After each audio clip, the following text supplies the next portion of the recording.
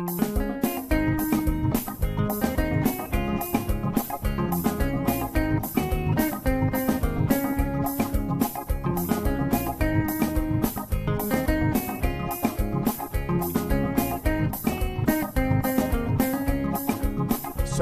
all the time is here with a cold heart true. She's the ears and the eyes for me and you. Every day, everyone want to hear from Sandra. And every time on the air, she's getting better. Tell your sister, tell your brother, tell your mama, call Sandra in the morning and in the evening. They always calling Sandra. And when they start fighting, they calling Sandra.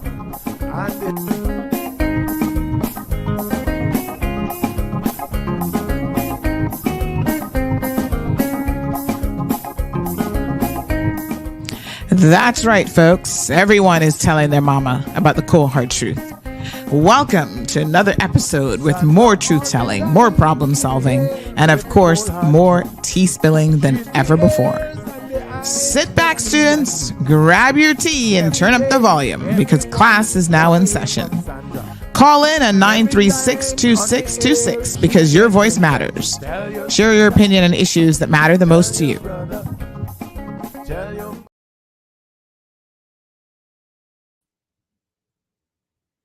Running. Good morning. Good morning. Good morning. Wagwan. Class is in session. That's right. Everybody's on time. Well, not really. They're slowly coming in, slowly trickling in. All right, you ready for some news? Yes. Here we go. All right. Good morning, everybody.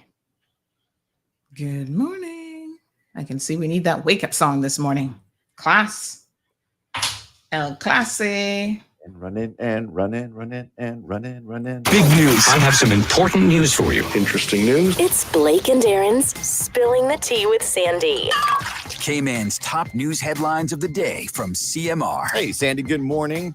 Good morning, Blake and Aaron. How are you guys doing this beautiful Wednesday morning? Yeah, we're good. Midweek already. I like it. I know. It's a public holiday in the happy States. Juneteenth, yeah. It's Juneteenth. Oh, it's a holiday in the States today on a Tuesday? Juneteenth. Wednesday. Oh. Yeah. Okay. Yeah. All right. So, We'll keep you posted on all the holidays. Don't worry. thank you very, very much. You're welcome. Right. So over the weekend, you guys may have missed this. There's a little bit of controversy about the Department of Tourism working with an influencer to promote the Cayman Islands. And people are like, why are you doing that? I didn't hear that So story. we got some details on it. You missed that story? Yeah, I did. Refresh us. Oh, yeah. So DOT said, listen, this is nothing unusual. Our U.S. office actually, works with influencers all the time. And this particular one has 3.4 million followers. A lot of people are saying, well, why can't they use a local influencer? I was like, I'm sure they would if you had 3.4 million followers. I'm just saying. Who was the influencer? The video of her went viral. Mimi is her name, her social name, and she was talking about having. Sorry. By the way, I don't think having her bachelorette party. I don't think 3 million followers is a whole lot for an influencer. I mean, you talk about somebody like Kim Kardashian who has, I don't know. like 100 million. Well, I mean, listen, you're talking about la creme de creme here. You know, they can't afford a Kardashian, but they can afford Mimi. Okay. At 3.4 million. Ever heard of her? I don't really follow these influencers. Anyway, one of the posts that we reposted actually got 1.8 million public views and counting. I would say that's pretty decent exposure. I mean, again, I challenge anybody to show me a local influencer who's going to get that kind of coverage, especially in the North American market, because the whole idea, you got to look at the marketing. The whole idea is to get people to come to the Cayman Islands. Yeah. So there's a whole strategy around it, and people really think they need to know marketing, but advertise. oftentimes I raise my eyebrow at them. Yeah, you don't really All need right. to advertise. Police are investigating a serious assault that took place over the weekend in Georgetown. So they are saying that A man was transported to the hospital after EMS attended a location on June the 17th near Main Street and Shedden Road. At 4 a.m., he was assaulted outside of an address at that location with a machete to the head. Oh my gosh. Yeah, if you know anything about this that can assist the police, by all means, please reach out to them. Wow. A civil servant is among two being charged with money laundering. Yeah, so this is not good, but former civil servant Maxwell Reynolds Linwood, age 46, and private sector employee Omar Anthony Samuel was also age 46, are facing money laundering charges following what the Anti-Corruption Commission says was a complex and protracted investigation.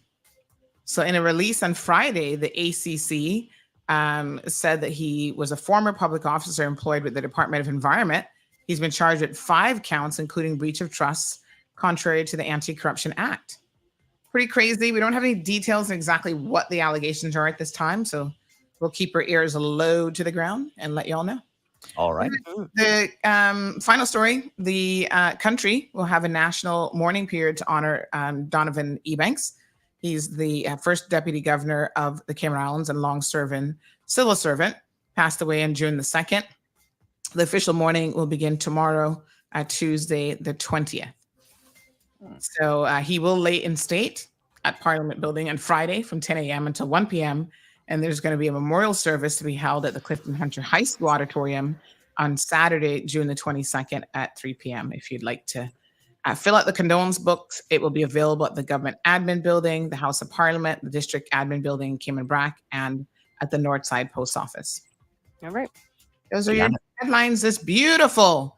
And the sun is trying to come back. Saw the sun this morning. A little bit. That was nice. Yeah. Exactly. All right, Sandy, we'll catch you tomorrow for the Thursday headlines. Have a good one. You too.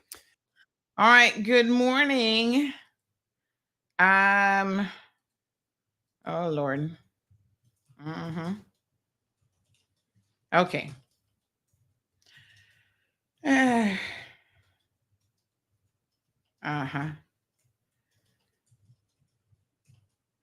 Okay. Good morning, everybody. How's everybody doing? Morning, Instagram. Morning, Facebook. Buenos dias, honey child.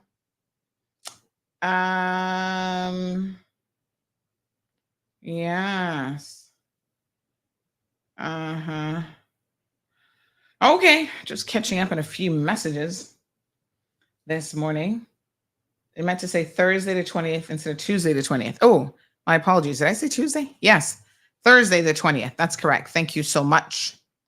Sometimes the brain is thinking one thing, but something else comes out of the mouth. So, let me just check my thermostat, honey chill. Feeling a little bit warm today. I don't know. Hold on. Loading, it says. Loading.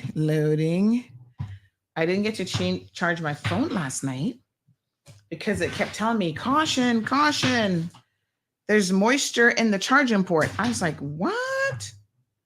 Moisture in my charging port? What the heck? Let me try it now. Okay, it's charging now, honey Jill. We'll let it charge. All right. We'll see what's going on. It still says loading. Maybe this app doesn't load if your battery is too low. But anyway, feel a little bit warm in here. Yeah, I might have to check that AC manually. Everybody good? Hello. Good morning. Toodaloo. Let's see what's going on. So, what an interesting conversation yesterday morning around, I'm going to ask my little guy here to fix a few things for me. My graphic designer. Honey chill. Very, very interesting day. For sure. Yep, we got to fix these images. These images do not look good, honey chill. Okay. So let me just check this one. Yep, that one needs to be fixed. And let me see how this one looks. That one looks all right, I think. Okay. All right. Please fix these.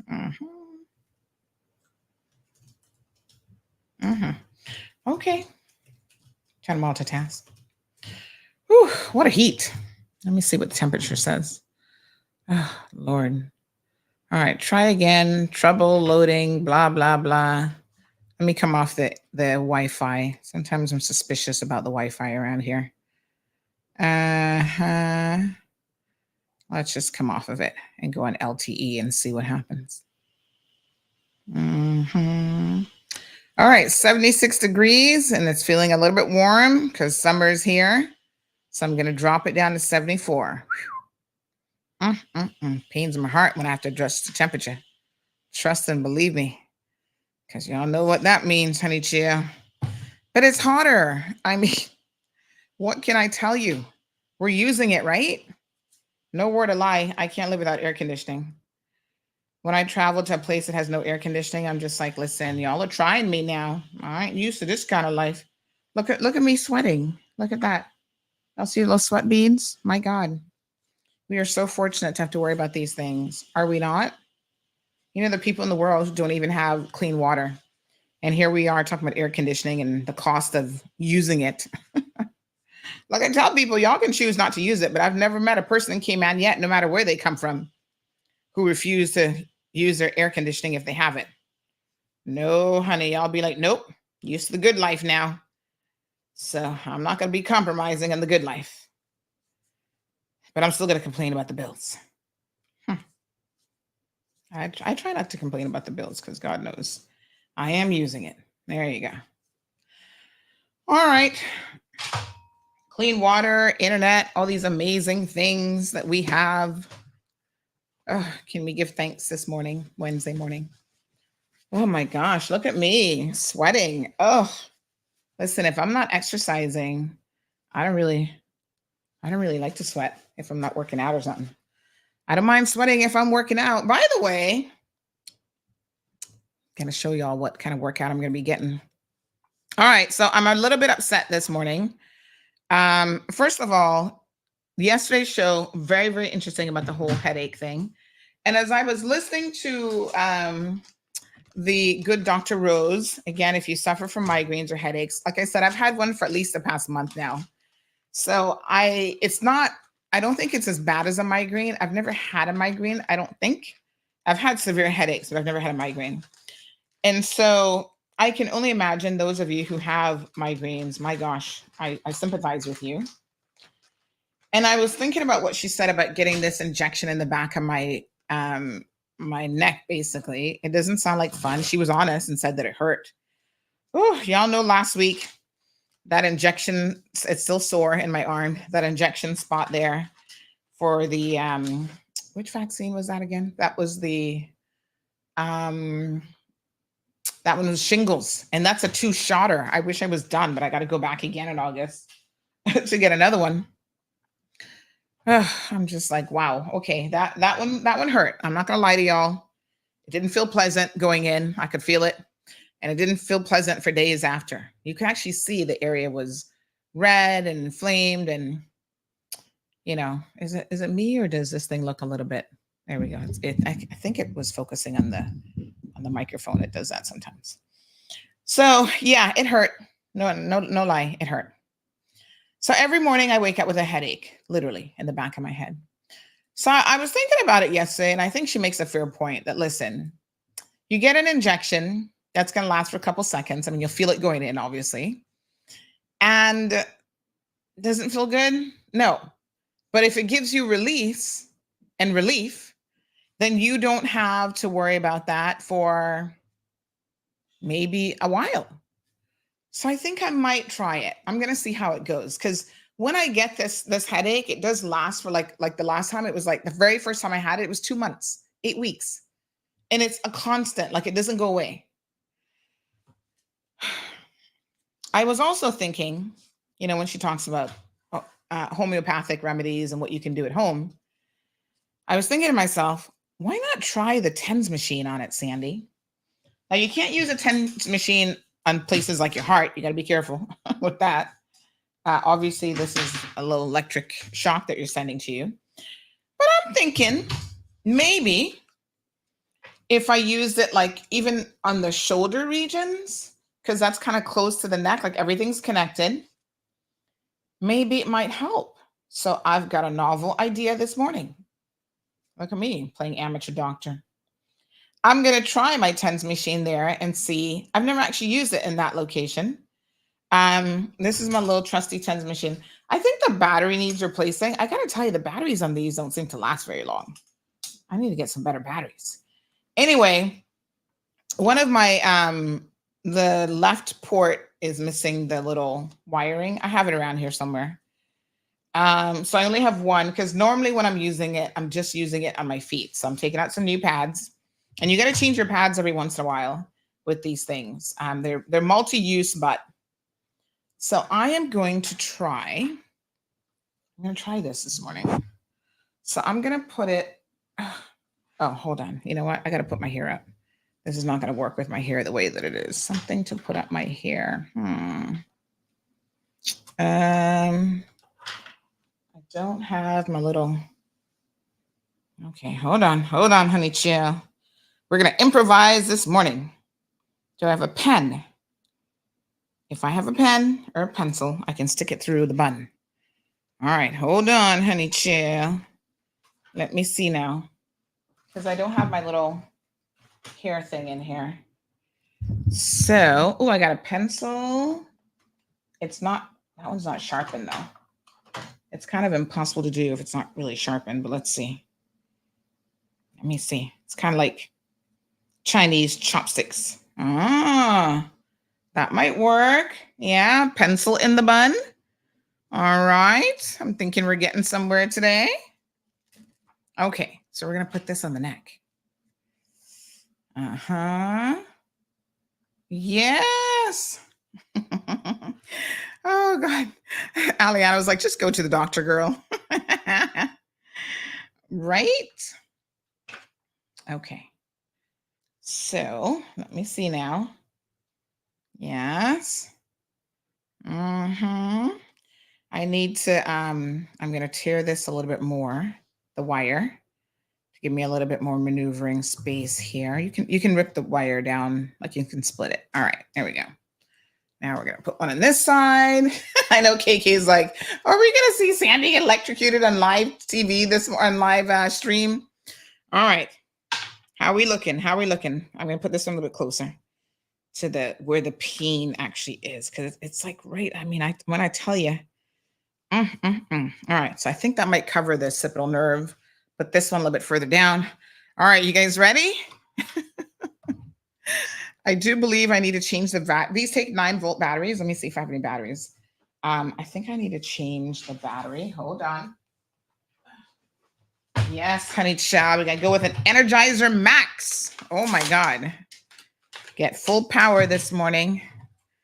Hold on. Whew. Child, the things we do when you have chronic pain. Listen. Anybody who suffers from chronic pain, I sympathize with you. Positive on that side, negative on that side. All right. Okay, here we go. I sympathize with you all because chronic pain is no fun. When you're young and you're, what is it? You're spry. Is it spree or spry? You feel good all the time. You don't know what chronic pain is yet. You haven't had an injury. Oh, you're so lucky. Okay. All right. Everybody ready? All right. Anybody taking bets this morning? Y'all are like, I know exactly what's going to happen next. I know. Avoid the neckline. I can't put it on the neck? Oh, man. Are you sure? Hold on. Let me let me see. Neck pain placement. How to use a TENS machine to treat neck pain. All right, let me see. I just want to make sure. No, I think it can go on the neck.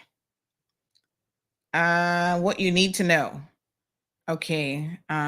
Shoulder pain, blah, blah, blah, blah, blah, blah, blah. So the electrodes are usually placed at key locations at or near nerves where the pain is located. Trigger points.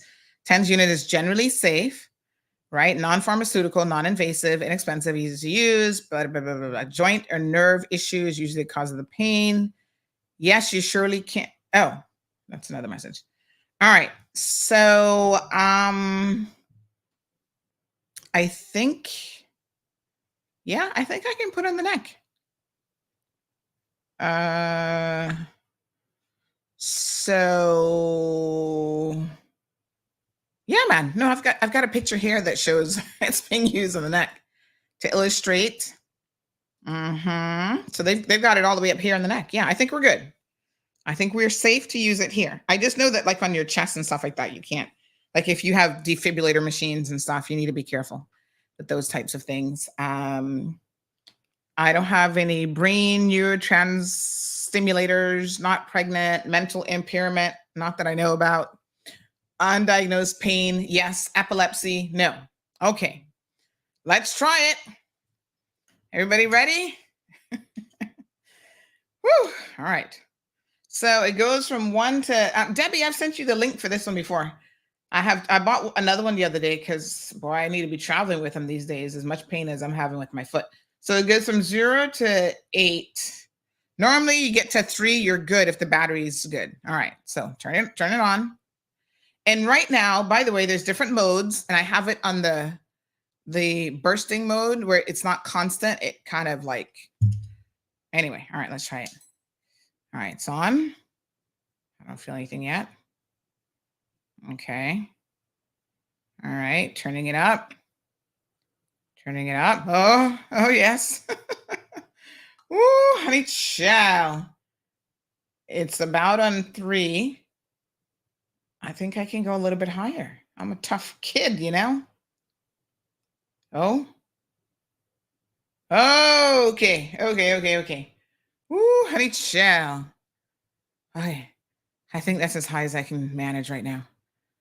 Ooh, it's like pulsating. It's on burst mode. Oh yeah, 60 minutes. Should I go up just a little bit more? Don't push your luck. Okay.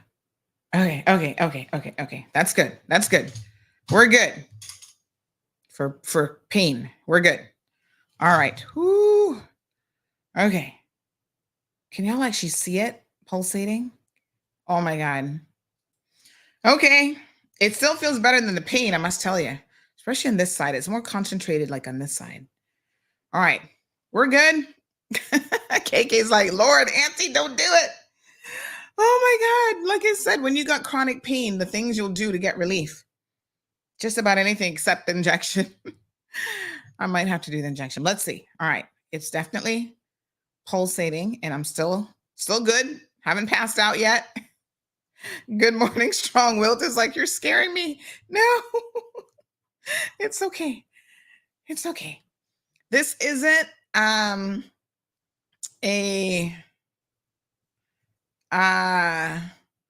it's not a comfortable feeling. I don't want to lie to y'all that this is gonna feel good. But it feels better than the pain, that's for sure. You know what they say? If you're having pain anywhere, go buck your toe.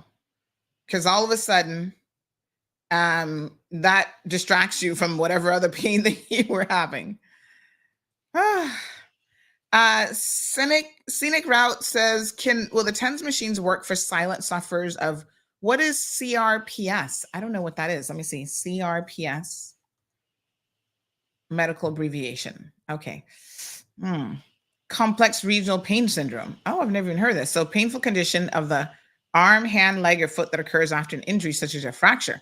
Well, it basically will help with any pain, except if you have a broken heart. That's a different kind of pain.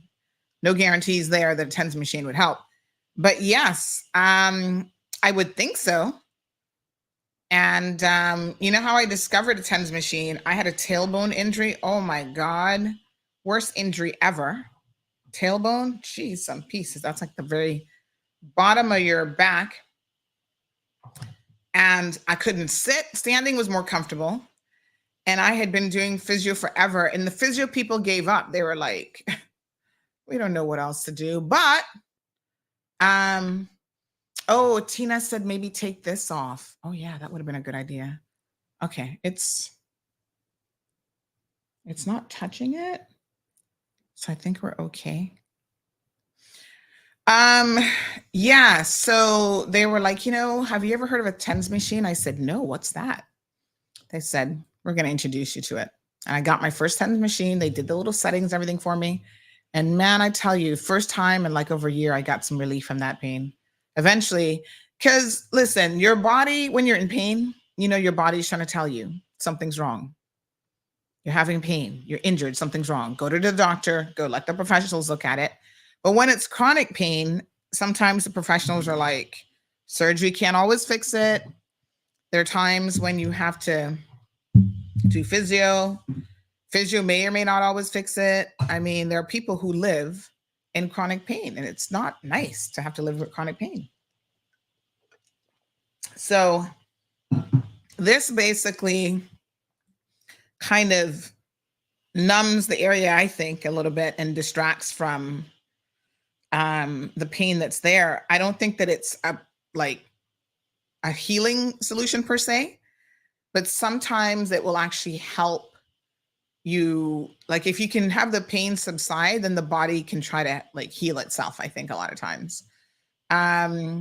Once I had a Achilles heel injury, not even this would help. I had to do shockwave therapy. Shockwave therapy, the idea behind it is that it actually re-injures the area, right? So works particularly well with certain types of injuries, not all injuries, but it works really, really well with certain types of injuries. And so Dr. Anthony, who's the podiatrist on Island, he's like, Sandy, go trust me on this. Shockwave is going to help this.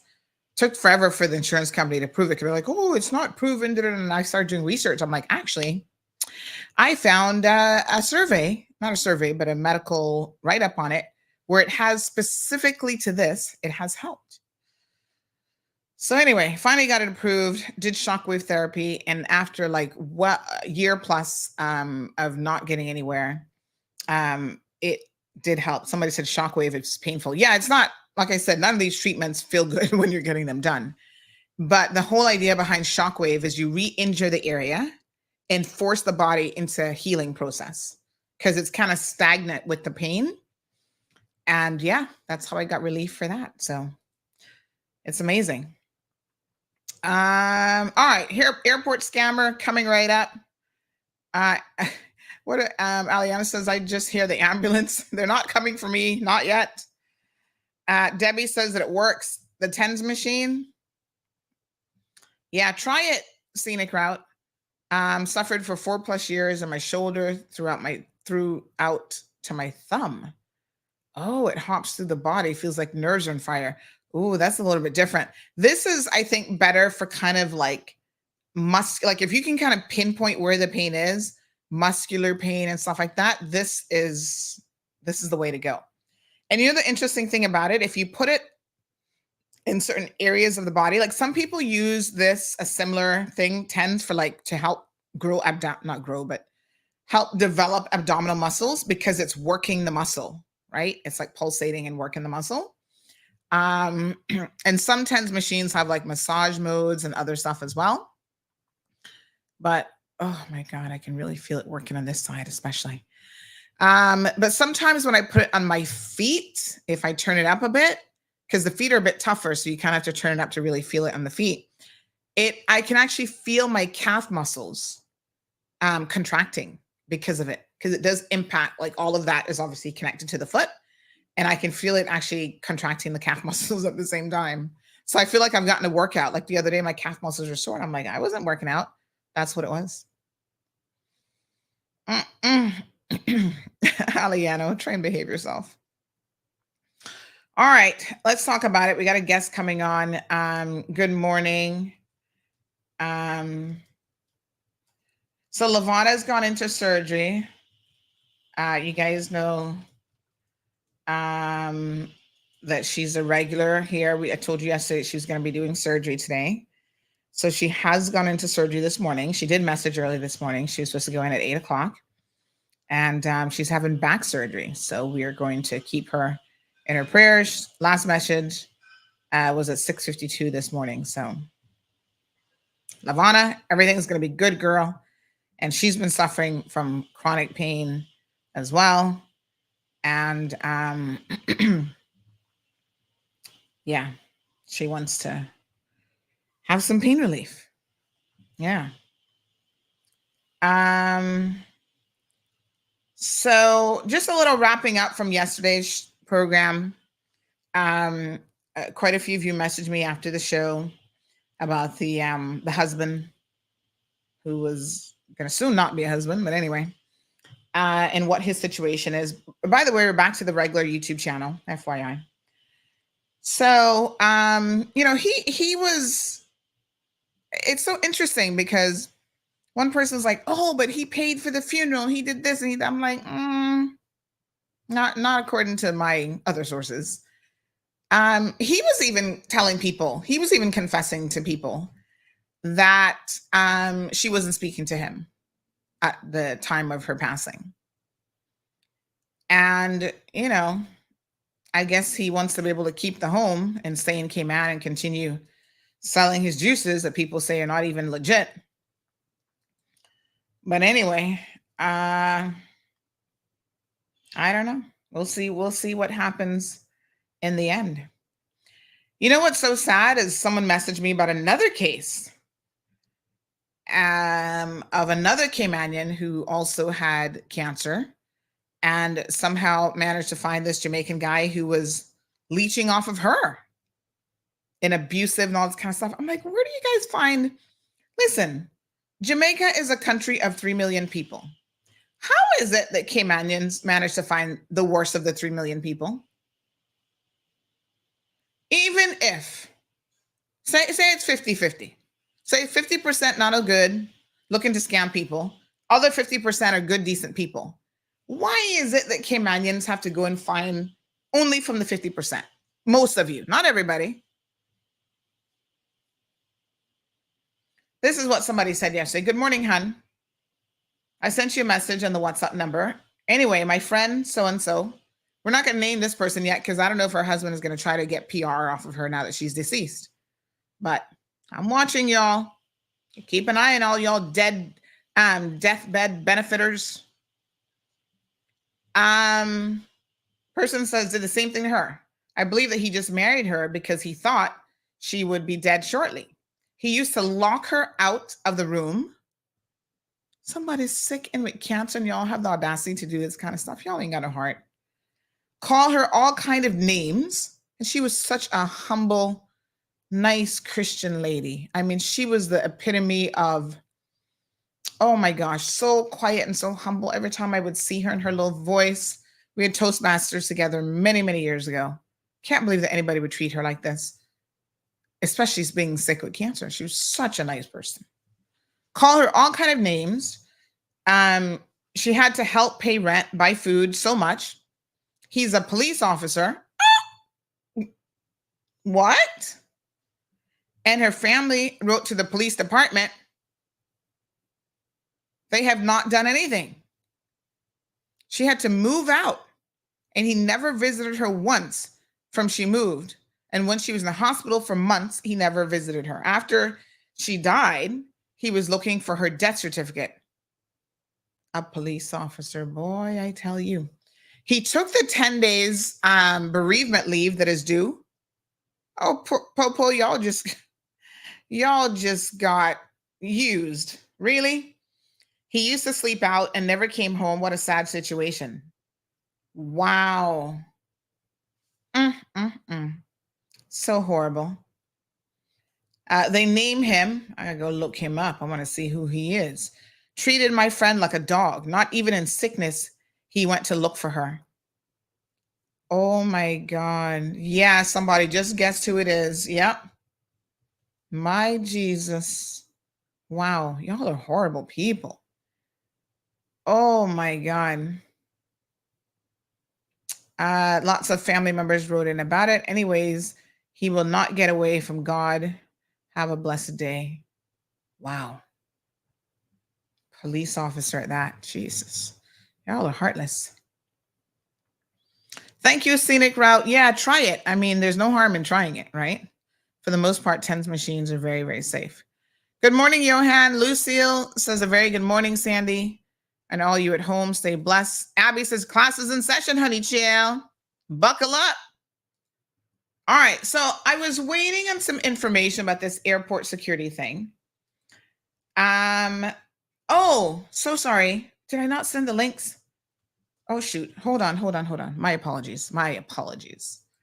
Teacher over here slacking off because I was putting on my TENS machine. All right, let me get the links. Hold on, class. Hold on. 1 second. Let me put it over here. Yes. Okay. YouTube link. Facebook link. Hold on, honey. Chill. I'm getting it. Oh my God, there's so much going on in the world of politics. Y'all are not going to believe it. Pure shenanigans. I'm going to give y'all some exclusive stuff this morning.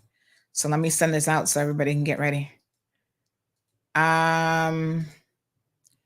Yes, honey, chill.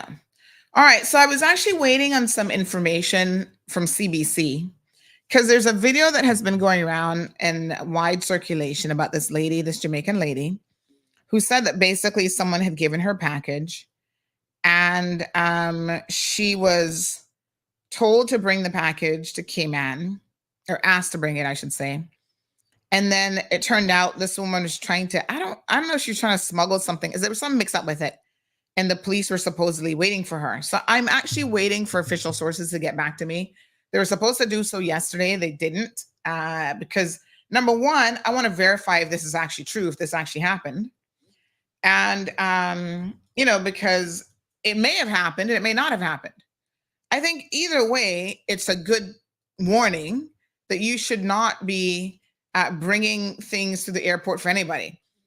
Back in the day, I suppose we used to do it.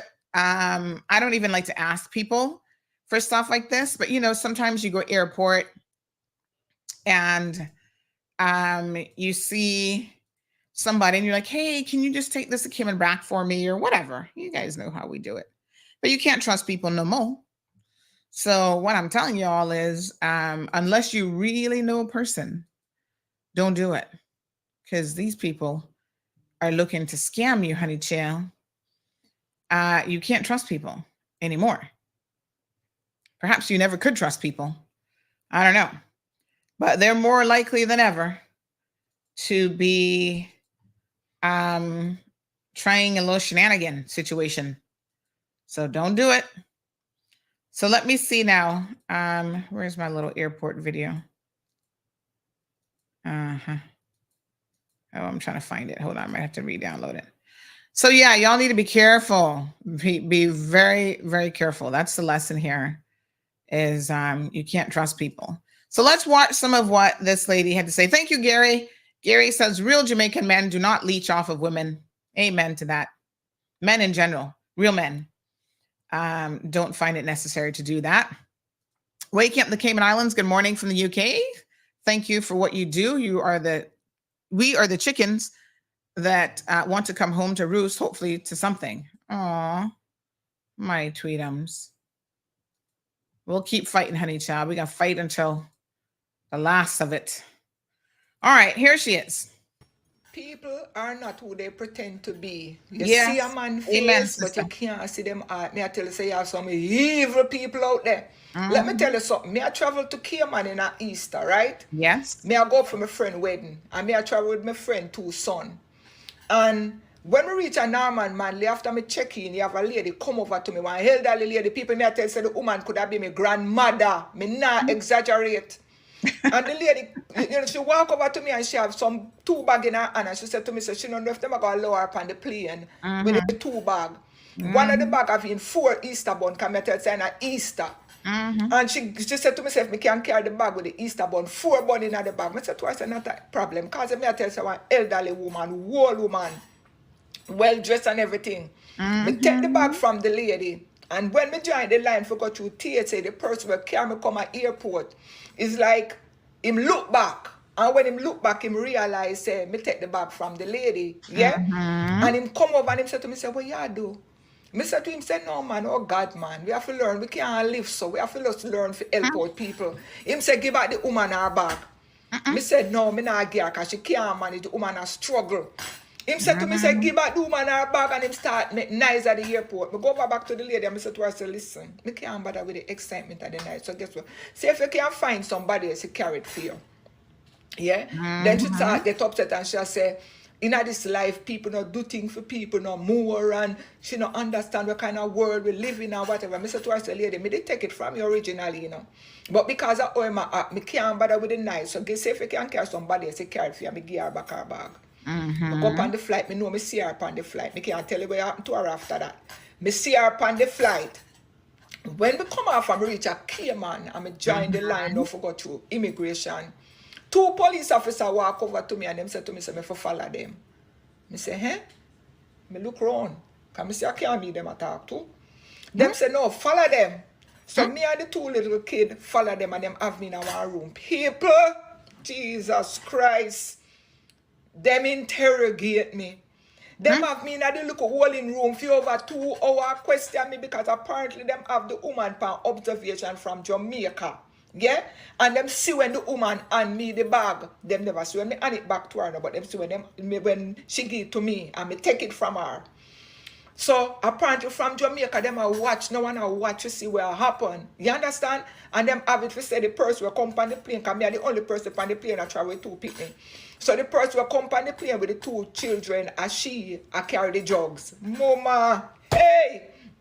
The people them have me in there for over 2 hours. Me can't come out. You know, me don't know what happened to the lady, because me tell her, say, the minute me go in and join the line, them take me out of the line. So me don't know if them hold on pan she, me can't tell what happened to she, be a focus on me now, because police come take me out of the line. Them have me in the room for over 2 hours, me can't come out. Now, the person will come to pick me up at the airport, and my best friend intended husband a film wedding. And him out there, and him can't see me, I come out, he's a white guy, but him up there in a society, a Cayman, yeah? And him says, me can't come out. Anyway, I'm find him way inside, because me tell you, say, him up there in a society. And him come in and start to talk and say, no man, you don't get the wrong person, no go so. You understand? And him have to talk on my behalf and say, no, no get it wrong, no mix it up, no get it wrong, no go so. And I so come in a prison today. One little elderly lady could have ended my life with 4 Easter bun. I'm just saying this to say that trust nobody. All when you see them pan stick and you see them can't move, not trust them because them heart not clean, them heart not pure. Move in a prison today because why me there at airport I try help out somebody. Somebody when me see elderly will look like them couldn't hold 4 Easter bun and the woman set me up. You hear me? Me don't know where I'm to her now, because as me tell you, the minute me join the immigration line, them come take me out of the line and have me in the room in an interrogation room for over 2 hours for drugs in an Easter bun where me don't know nothing about. When you travel or in this life, be careful of who you trust. You see a man face, but you can't see him heart. It's not everybody where you look and see. And sometimes good people out there now.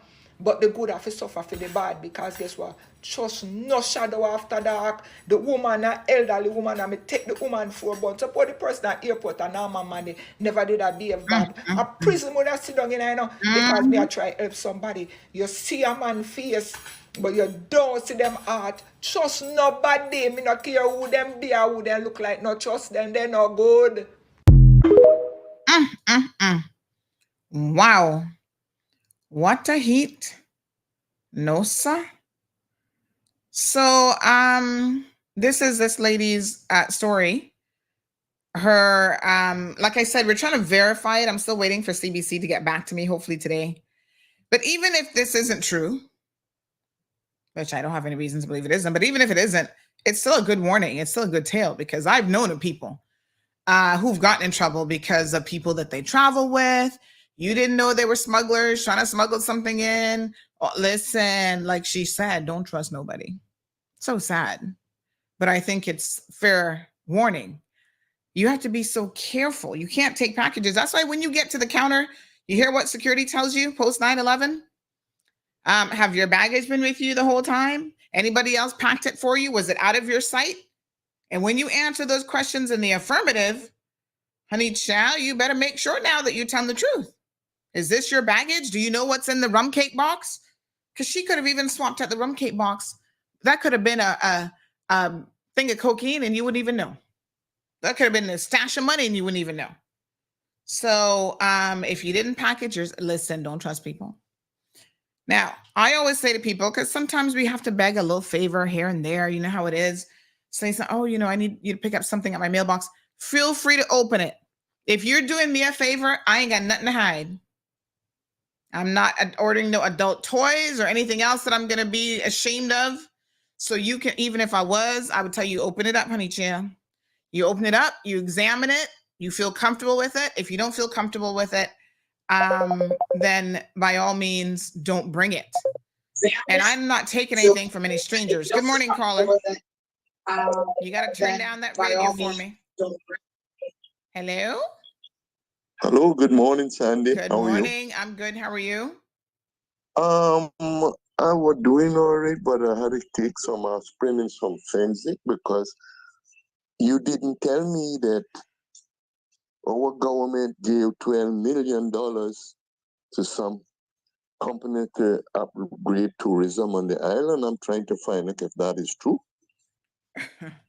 Because we got plenty of people here suffering on the island, and some foreign company get $12 million to upgrade tourism in the Cayman Island. I mean, I got my alcohol by me, but I need to look into that. I think what it is marketing. And listen, every single year, perhaps even more, government does sign, not government, this is the Department of Tourism, signs marketing agreements with companies. They get a marketing budget. So, I mean, they're going to use a marketing budget.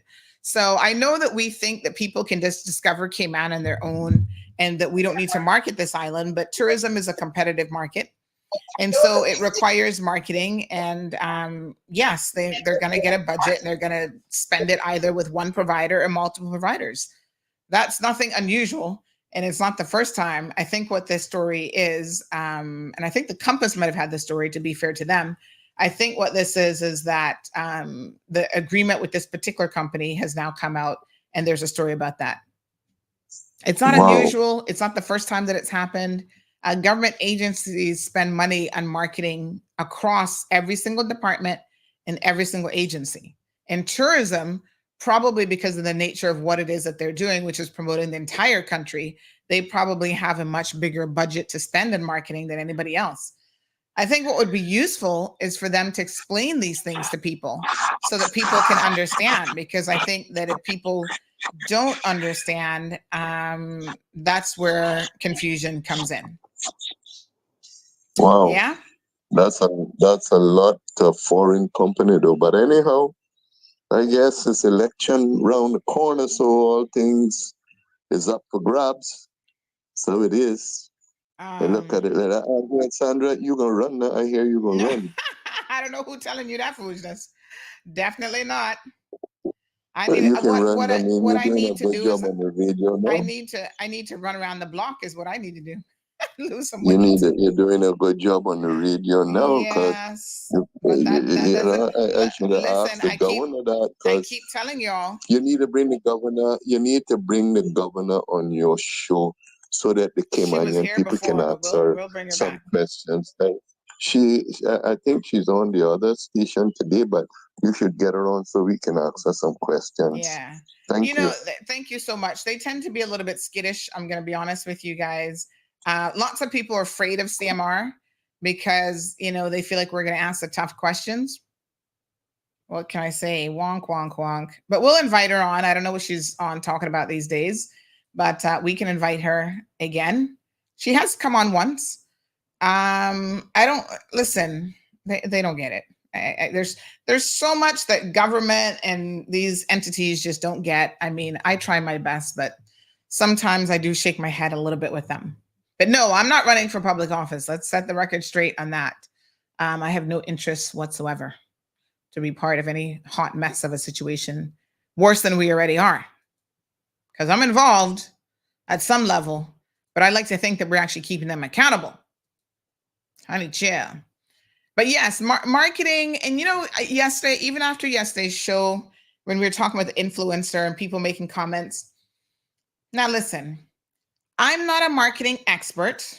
However, I do have a diploma in social media marketing. I have studied it, and I know a little bit more probably than the average person. Let me put it that way, right?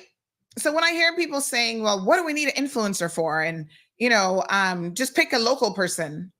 I think, to be fair to DOT, you guys simply don't get how that works. I don't get to sit back and say that I'm an influencer. You become an influencer.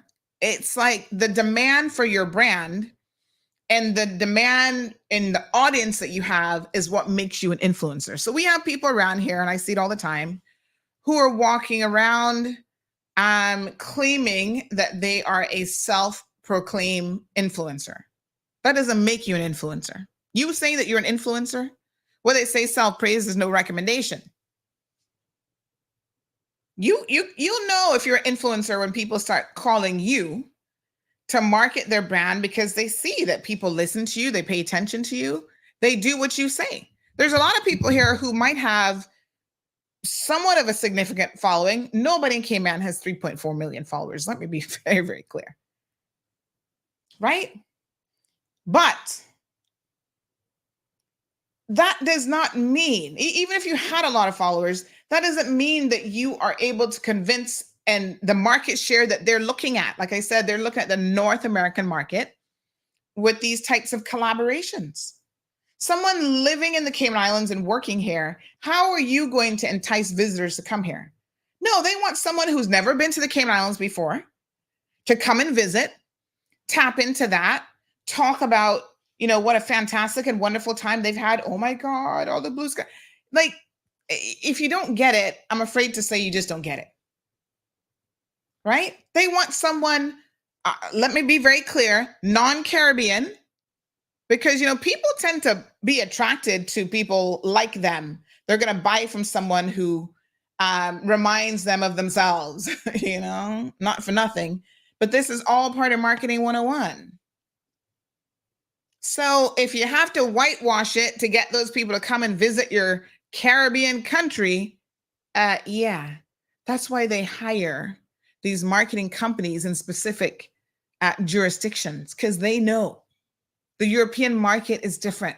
What they might be looking for as Europeans is different than what the Americans and the Canadians are looking for.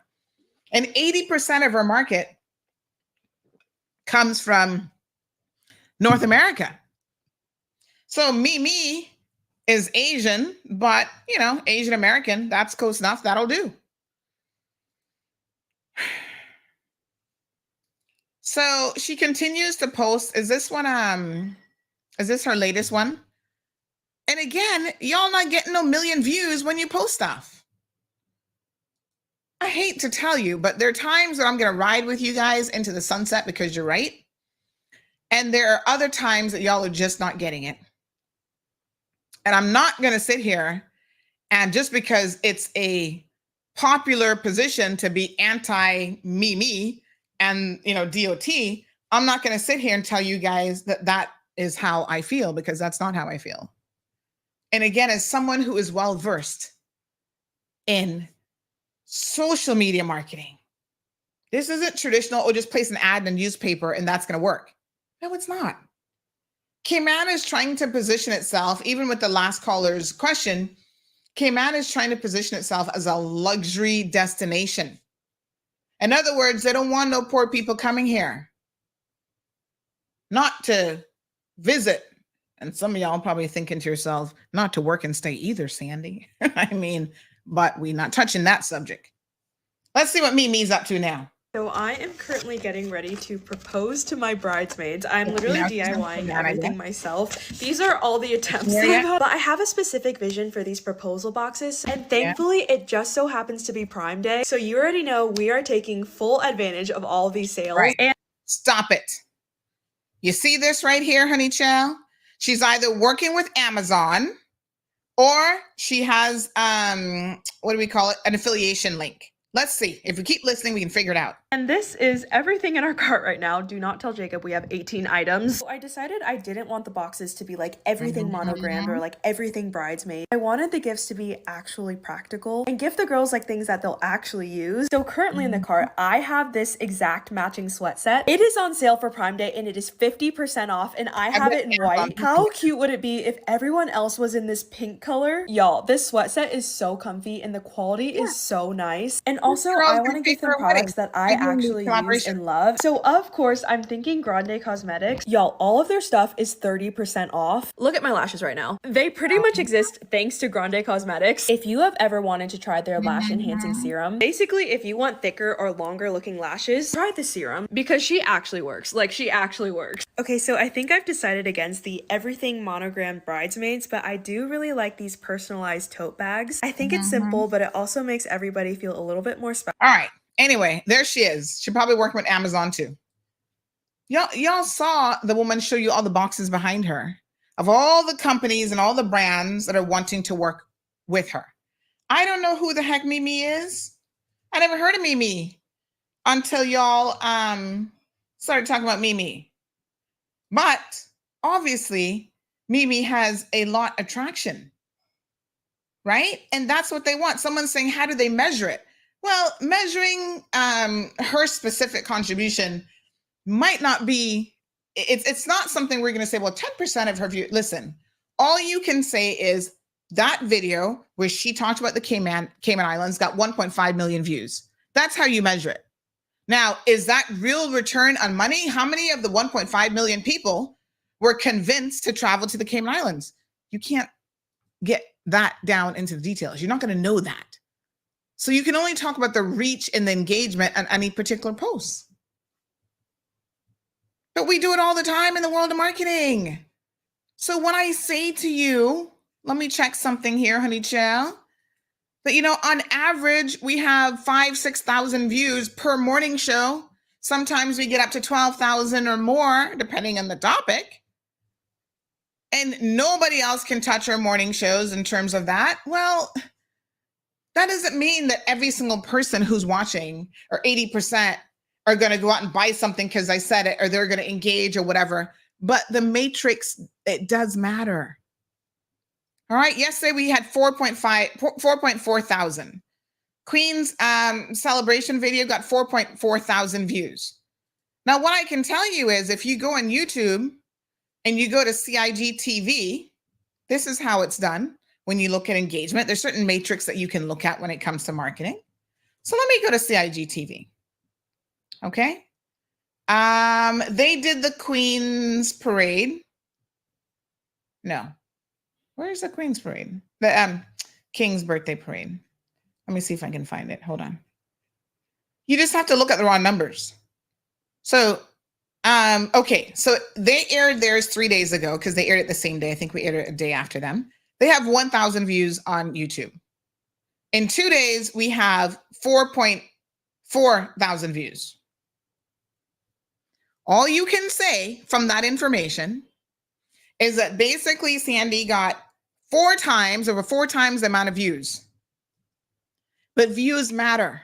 And the more views you get, the more engagement you get, and the more potential you have for actually penetrating a market and getting people to respond. That's just how it works. And so those are the things that you have to look at. So you can't say, well, show me how many people traveled because of me. It's not that precise of a science, I'm afraid. However, how many of y'all ever heard of Mimi before? Now you're hearing about her. Everybody's talking about Mimi. I'm just saying. Strong Wilt says, Sandy, yes, tell him that you're going to run from some of these politicians. Hallelujah. Stacy says, my first time coming here, a lady asked me if I could carry one single chiffon butter. I told her no. Well, you never know what's in it. Elaine says, a lot of people at the airport are asking me to carry stuff up for them. I don't even look at them twice, all when they using God's name to motivate me. Wicked set. Good morning, caller. Oh, hold on a second, honey child. This phone not even plugged in. Hold on. 1 second, my dear. All right, try it again. Person I want right now. Sorry, say that again. I says I want it right now. You want it right now? Oh my God. Yeah, Sandy. I know you're on other topics right now, but about those cows down in Meadow Oh my Avenue, God. What is wrong with that man? I went there. Now, I must say he one of the troughs that he got was in the water. He built a new one, put it on the stilts. They're both out of the water. But the poor cows is still in about, I saw a mother cow or a big cow almost up to her belly. There was a calf that was following her, and he was up past his belly, and they were drinking that feces water. It is disgusting. What? And when I passed there last night, Sunday, the cows were up. There were so many cows up in one mound of marl that they didn't even have a place to lie down. Some were lying down, but a lot of them, I would say, it is about 14 cows, 12 or 14 cows. It had to be about 5 or 60 cows could not lay down. You know, it is disgusting. Something is wrong with that man for him to be so wicked to those poor cows. And why doesn't animal control just step in and remove the cows? And the thing about it is the amount of food that he puts there for those 12 cows is insufficient. Does anybody have Mr. George's number? Can somebody send it to me? Because I'd like to ask him, what is he doing? I mean, you know, why? Okay, if this is not your property, and you're using the property with the cows, how the government? Because the government probably got marl that is stockpiled. Why don't he get the government to give him or buy it at a discount, and have a truck put the marl there and level it off so the cows can have some place, but. It happened that they didn't rain anymore since last week. And it's ridiculous, man. It rained over the weekend. I don't know about West Bay, but we got rain up to yesterday. It really bothers me when I see people that got cows and then people want to feel sorry for them. I'm not sorry. I'm sorry for for these. Well, nobody feels sorry for him. I don't know who feels sorry for him. Those cows are more of a human being than he is. Exactly. Because he's looking at the benefits when Christmas comes that he's going to sell it. But if I was the supermarkets, don't buy anything from him. Boycott. Exactly. I would boycott that man. That's right. And every cattle that he got. Mm-hmm. That's right. You know. Thank you, Mr. Dexter. We're gonna do something on it again today.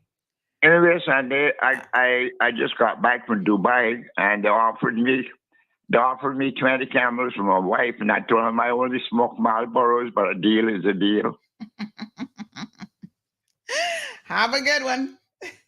And I can't afford an ancestry DNA kit to learn about my relatives, so I posted online that I had won the lotto. Lord have mercy, Mr. Dexter. All right, leave us with the one joke. Leave us with the one joke. Good one. Okay. All right. Bye. Cassius says we have too many people in Cayman that are unqualified experts in everything. What the DOT has done is keeping up with the latest advertising trends. Are there any Caymanians with 3 million followers? I mean, Cassius, you and I are on the same page here. And I know people keep saying, well, you know, they could throw a little something by the local way. It's like, listen, local influencers have their role to play. When it comes to tourism and attracting North American visitors to the Cayman Islands, I would say that they would be the least effective people. Now, let me talk about the numbers here for a second, right? So my cousin sent me Serena Williams the other day on TikTok. Now, y'all know I'm only recent to TikTok. I'm not really into TikTok like that. But my cousin's like, what is wrong with Serena? She needs a new stylist because she always looks horrible. Well, she has a unique style. Let me put it that way. I can see kind of what my cousin was saying in some of these. Serena has 1.8 million followers. Mimi has, what did I tell y'all? 3.4? 3.5 million followers. She has not many more than Serena Williams, and Serena Williams is a celebrity. So I'm telling y'all, I don't know who Mimi is. I never heard of Mimi before, but I sure know who she is now. So, you know, DOT working with her. I honestly don't see what the issue is here. And it doesn't mean that there's not collaboration and things that they could do with local influence, but when it comes to tourism, I'm not so sure that they would be ideal for the messaging and the marketing and the, you know, the whole luxury branding that they're trying to do. So I don't know. And she looks like she's a travel blogger and she does makeup and all kind of stuff, right? Because I see a lot of her videos, and you know, here she is again promoting something else on Amazon. Like she does a lot of what we call unboxing. So let me just show you this and you'll see exactly what I mean with this screenshot. Our guest is waiting. I'm going to try to wrap things up here. So have a look at this, right? So see, this is her husband here. Where did I just see him walking with boxes? See him here walking with the Amazon boxes. So this is what they do. They are influencers that do a lot of brand deals, obviously. This is probably people sending her wedding dresses to try on because, again, they want her to use their wedding dress. They want to mention. This looks like maybe a trip to Italy or something that they were planning. You know, so yeah, this is what they do. All right, listen. This person said to me,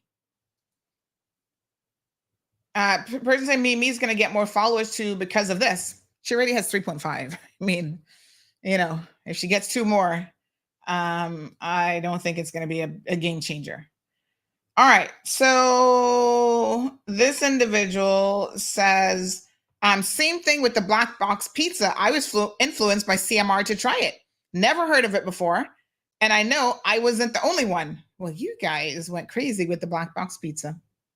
Everybody wanted to try black box pizza. And that's the whole point of, I mean, we weren't obviously paid by Domino's. We just happened to have been talking about black box pizza. But after that, how many of you legit were like, what is Sandy talking about? What is this black box pizza? I want to go try it out. Mm-hmm. Strong Will says, I'm going to drink water and mind my own business. All right. Here's a bit of good news before we, Floss says, what happens if me, diss the Grand Cayman Islands? Okay. So by way of constructive criticism, what I would say to the company in America. Now, this is where they could utilize someone with a little bit of local marketing expertise to kind of guide them a little bit. When she did her video, you need to give her some talking points. First of all, it's called the Cayman Islands. It's not the Grand Cayman Islands. And we don't like, although it started out as the Caymans, it's no longer the Caymans, and we don't like people to use these terminologies to describe us. It is not, what was her description? It's a whole government. But you know, that is her, I guess, that is her personality. That's how she talks. That's her demeanor. But yeah, they could have tweaked what she said and worked with her a little bit more with the actual talking points, and that would have made more sense. But Floss, I mean, you say, what if she dissed the Cayman Islands? What if the world ends tomorrow? What are you going to do? El Rey says it's like a TV commercial. How many viewers can you get? The more viewers you get, the more likely it is that you can actually influence somebody to buy or purchase or do this or do that. Or yeah, that's why people come on CMR. Because they're like, we know CMR is going to reach thousands of people. We want our message to get out there. It's about reaching people. The more you reach, the more you can galvanize to do whatever it is that you're trying to convince them of. Miss Faith and Hope says, back in 2002, I was helped by an agent at the airport who left from around the counter, walked up to me and said, do not take that bag. I asked why. Ooh. He asked me if I knew the person, and I replied, no. He said, go to the counter, check in, and do not take anything from anyone. It was my first time traveling. I was scared afterwards, and I always say, no matter what, anyone asked me from that day, no box, no bag. Yep. Like I said, you got to be careful. I've seen people get mixed up, you know. Oh, I didn't know. Oh, I swear I didn't know that they had drugs in the baby diaper. But you were traveling with them. Next thing you know, you hauled off to jail as well. All right. Good morning, Miss Joyce Ann. Okay, so bit of good news. Yesterday was what, Monday? No, Tuesday. On Monday, I think it was afternoon. Let me double check. We posted on CMR the cones on West Bay Road. Remember, somebody called in yesterday, said, Sandy, I want you to talk about this. Let's take a few minutes. We posted it up. This is one of the most ridiculous things I've ever seen. As I was thinking about it, I knew that I had asked the NRA about this previously, and I went back in my archives and I had a look. Sure enough, I had inquired about it back in March the 15th of 2022, over 2 years ago. Oh my gosh, how time flies. Anywho, I said, what's going on here? It started out with the little cones at the Ritz-Carlton because people were using the bicycle lane, and it went from, as they say, from worse to worse. Like it was just, everybody started putting up cones then on West Bay Road. Okay, well, we posted it, and this is, you guys need to give yourselves a little pat on the back this morning.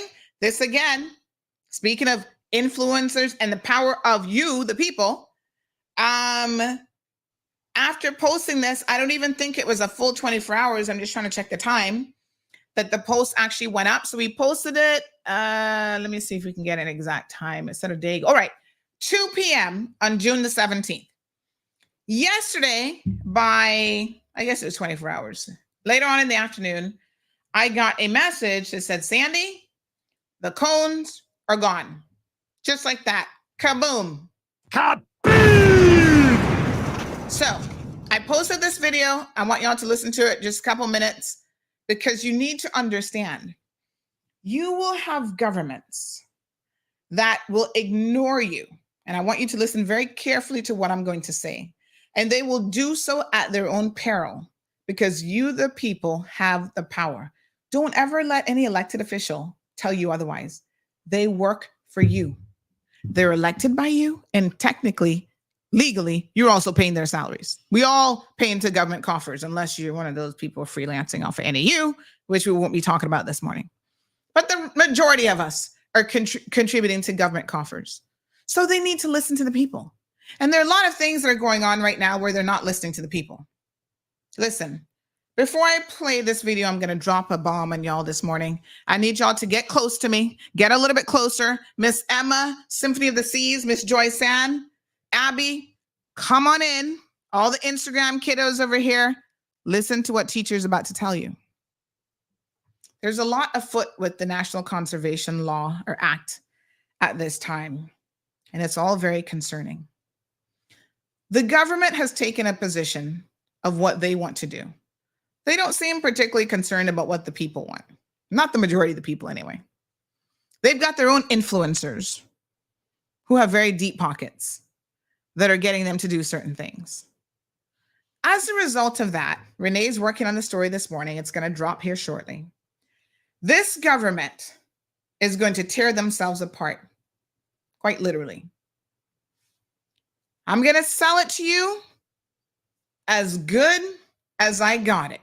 But let me tell you something. Y'all need to pay attention.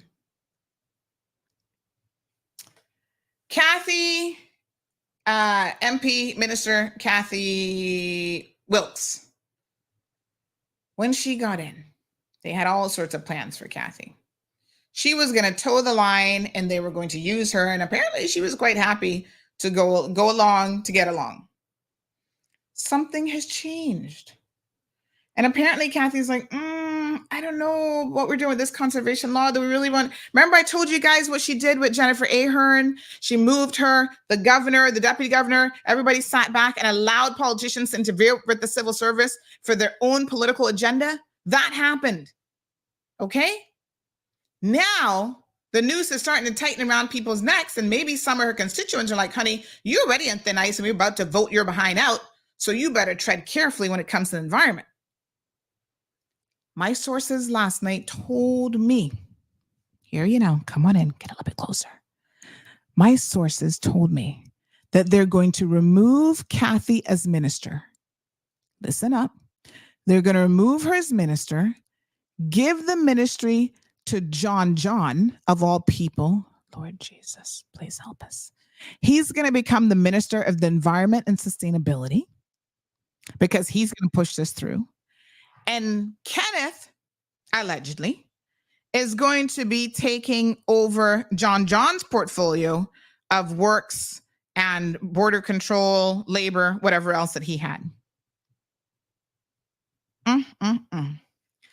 The other nugget is that Pahi, that ministry, is the one who is pushing the amendments and not the Ministry of Sustainability and Environment, which is Kathy's ministry.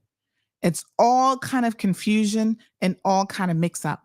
But apparently, cabinet is divided on this issue. Oh boy. Here we go.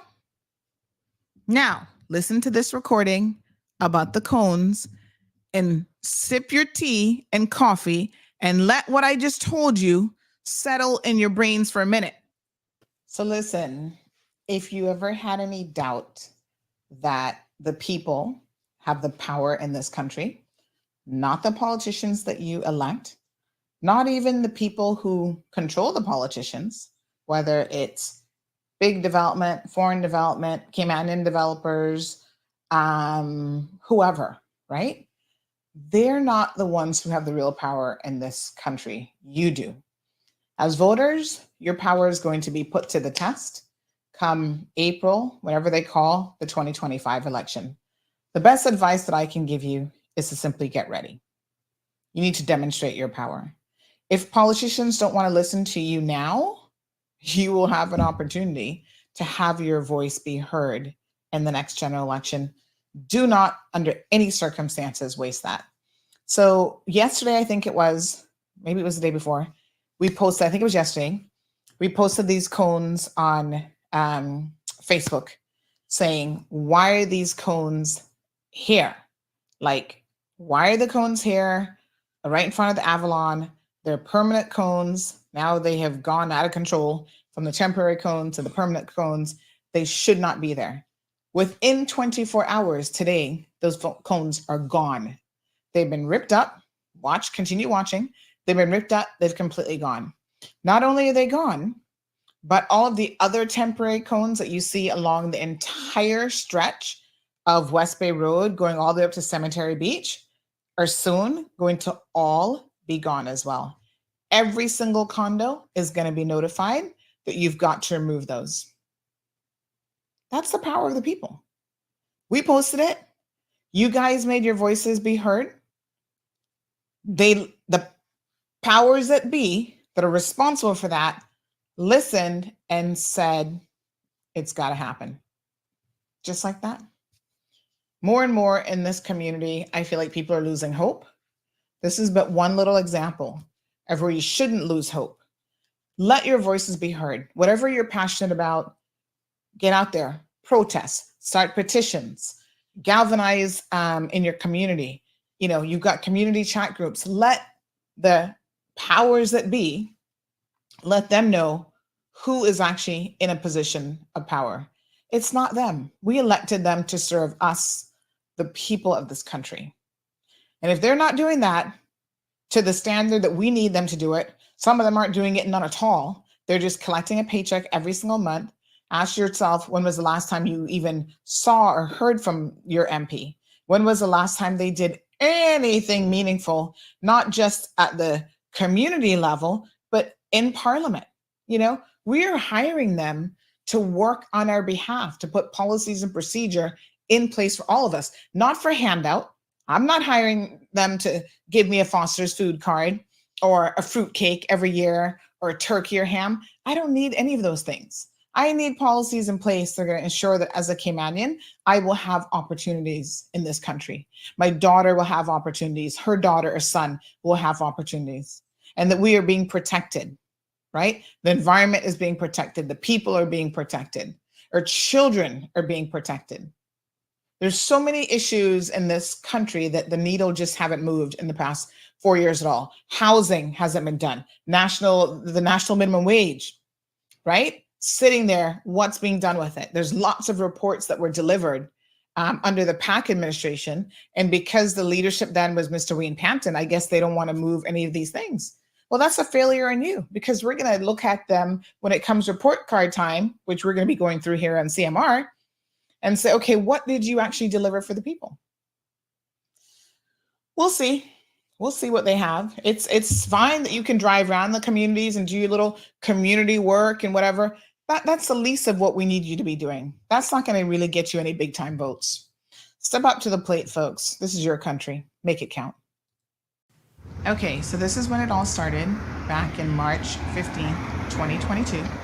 We actually recorded this, sent this to the NRA to say, hey, what's going on with these cones? We were notified that they were placed there because cars were parking in the bicycle lane. It started, and that's unfortunately not where it stopped.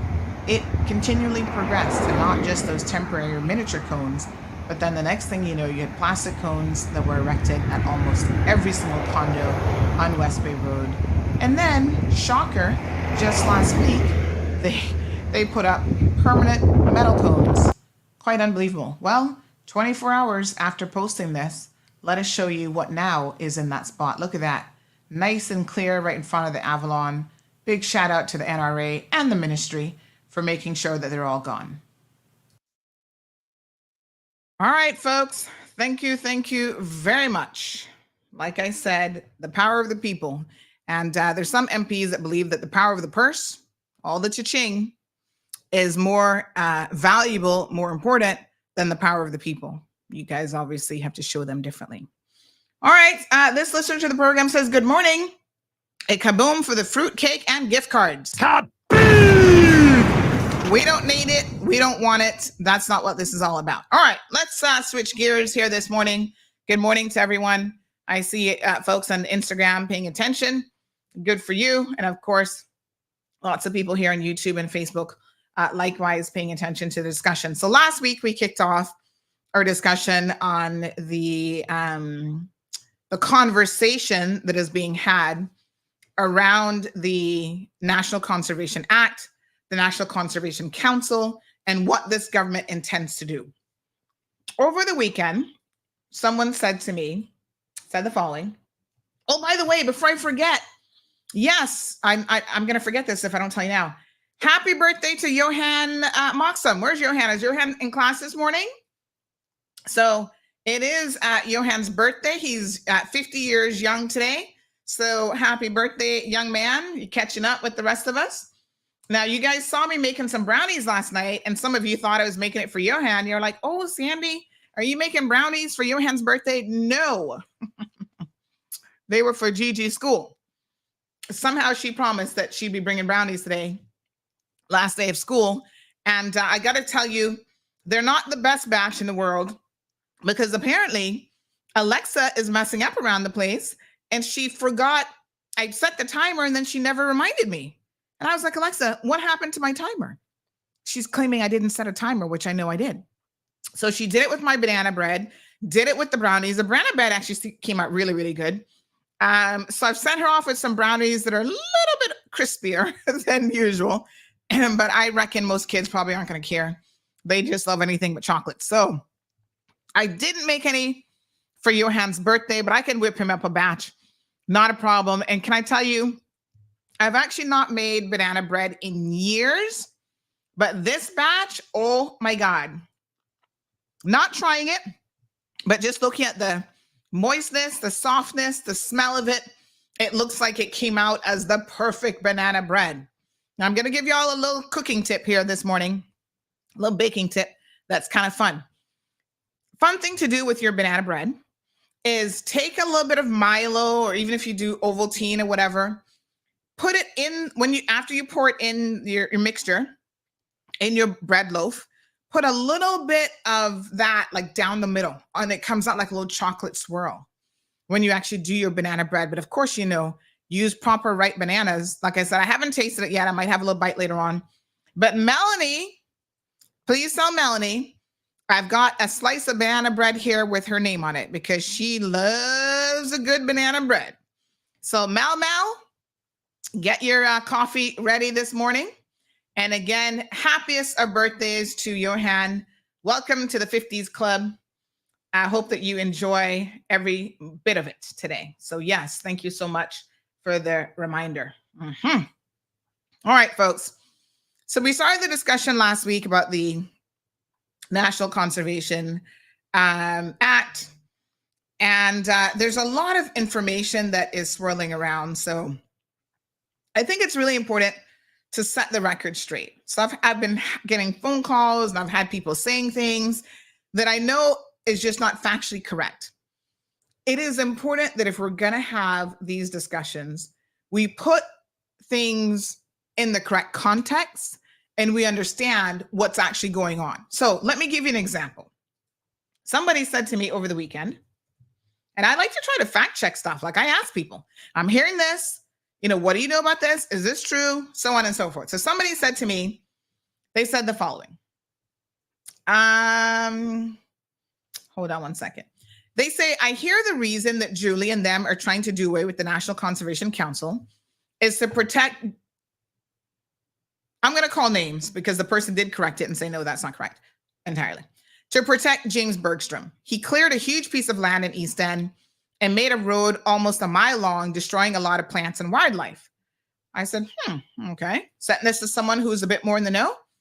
This individual said, well, let me put it this way. It's not only James Bergstrom that has an interest. It goes through land owned by Agouti Limited, which I'm told from multiple sources. Again, this is hearsay. We haven't proved it. Although, if this is a locally registered office, can we get the directors? Maybe. I'm going to look it up. Which I'm told from multiple sources is owned by Mark Scotland, Klein Glidden, and Daryl Rankin, and maybe one or two others. By the way, the road is about 2 miles and 30 feet wide, I understand. And I'm sure it is a coincidence that it measures 30 wide as required for a subdivision road. The claim, as I understand, is that it was to be used as a farm road. Yes, the same Daryl Rankin, who is Julie's manservant. Remember, he's her political assistant. Yes. The details around that issue is in a CNS article, I believe. And so then they sent something from just this month here that was on CNS. So big shout out to Wendy, who keeps an eye on a lot of these things.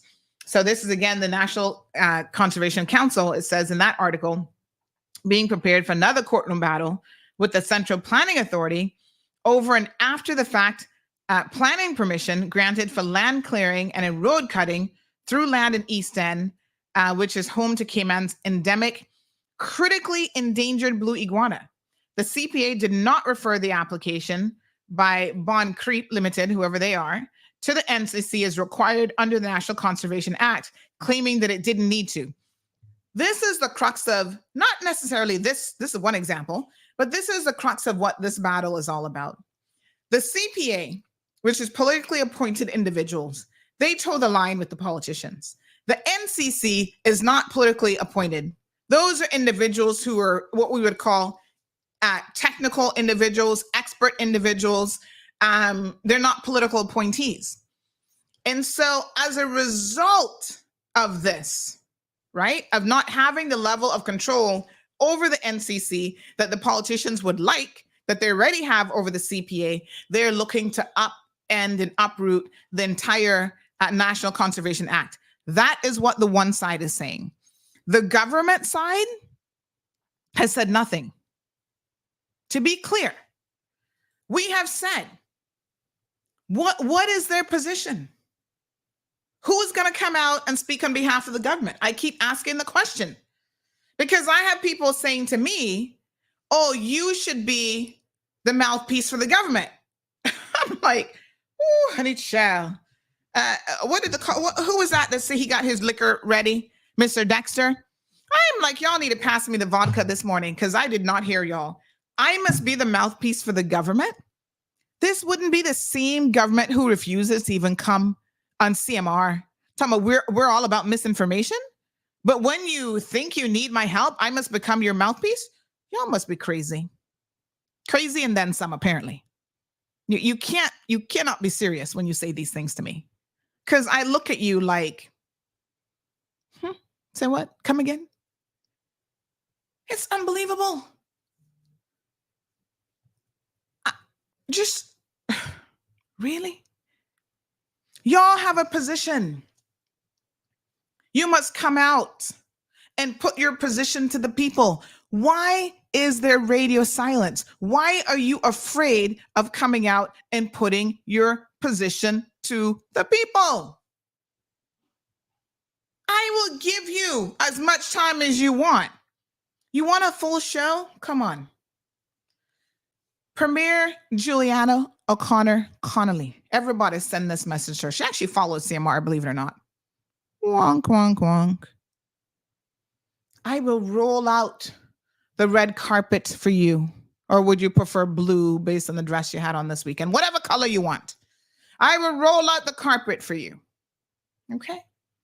I will invite you on the program. In fact, if you want me to come and sit down with you in person so we can hear your logic about the proposed changes to this legislation, I will come and do it. Lady, madam, I'm at your disposal because we, the people, want to hear from you. The fact that you guys haven't put your position out there says a lot. The fact that the allegation is that you intend to fast track this through the consultative period so that people don't really get to have their say says a lot. And it's not saying anything positive. Stand up. You've been in office for almost 30 years. Surely you're not afraid of the people, are you? Can't imagine that would be the case. Arm yourself with a prayer and a Bible and swear to tell the truth and nothing but the truth, and we should be good to go. Come and face the people of this country. Now, I understand that apparently nobody with any sense in the government wants to come forward, not even Julie. That instead, what they're proposing to do is have John, like I said, take over the ministry from Kathy, and then he's going to start being the mouthpiece and coming forward. Wow. These government officials are a little bit less intellectual than I even thought. Are you kidding me? Mister, I can't even tell a donkey story straight that y'all can understand. That donkey parable from COVID still has me all sorts of confused.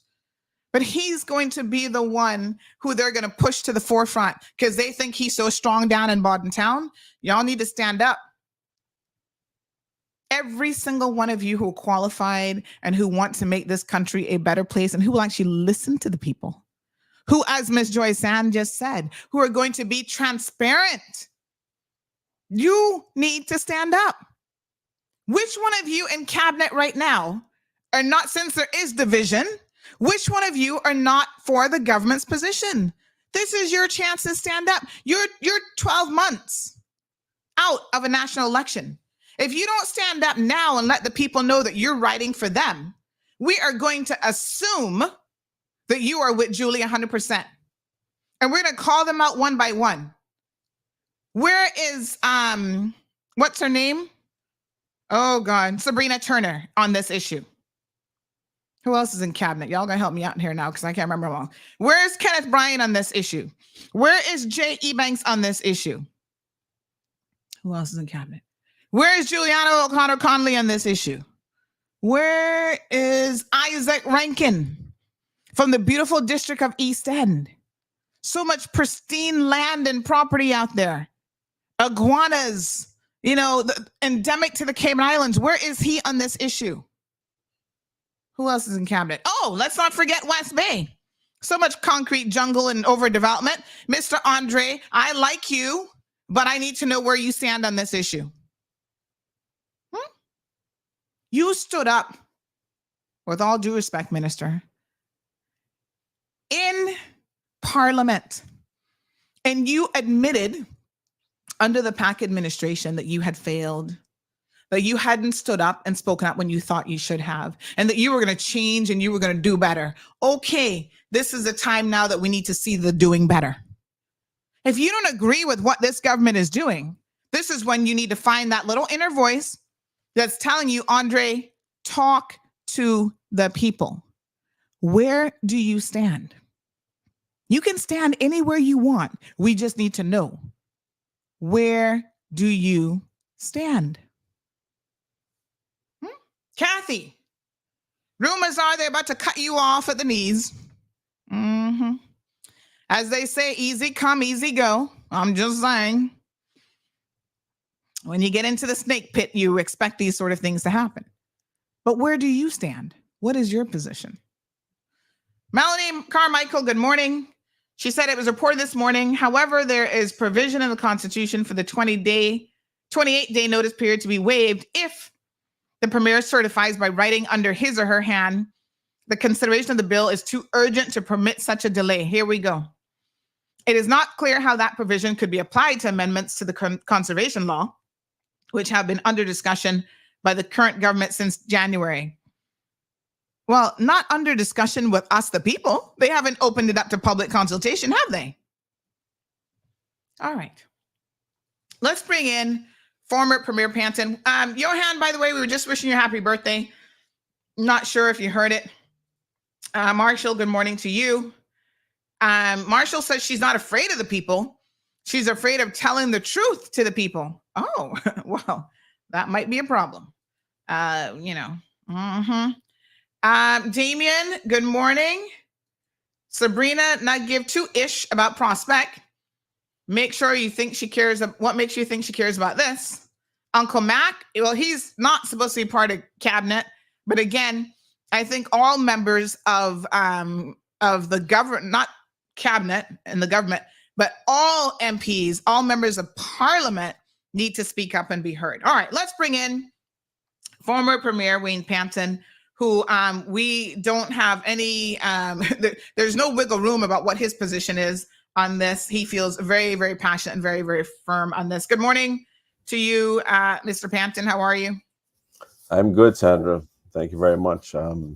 Pleasure to be here with you as usual, and always a pleasure to be able to interact with our wonderful Caymanians on important issues.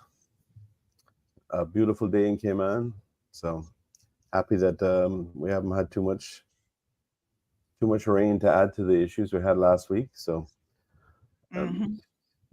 some things are good, but obviously, as you have noted, there have been a number of issues kicking off on and discussions kicking off on what we discussed last week, and I see that there's an article in the Compass.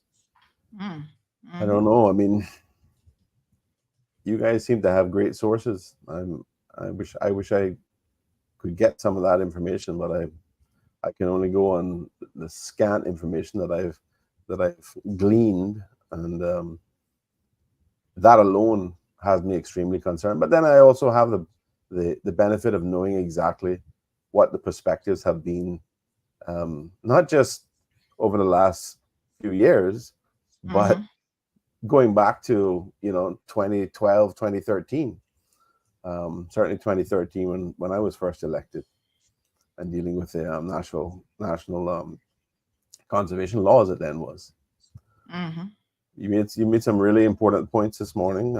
I've heard a little bit of it over the last 20 Let me ask you something, right? There's a lot of there's a lot of things that are in circulation that I think that we need to clarify. First of all,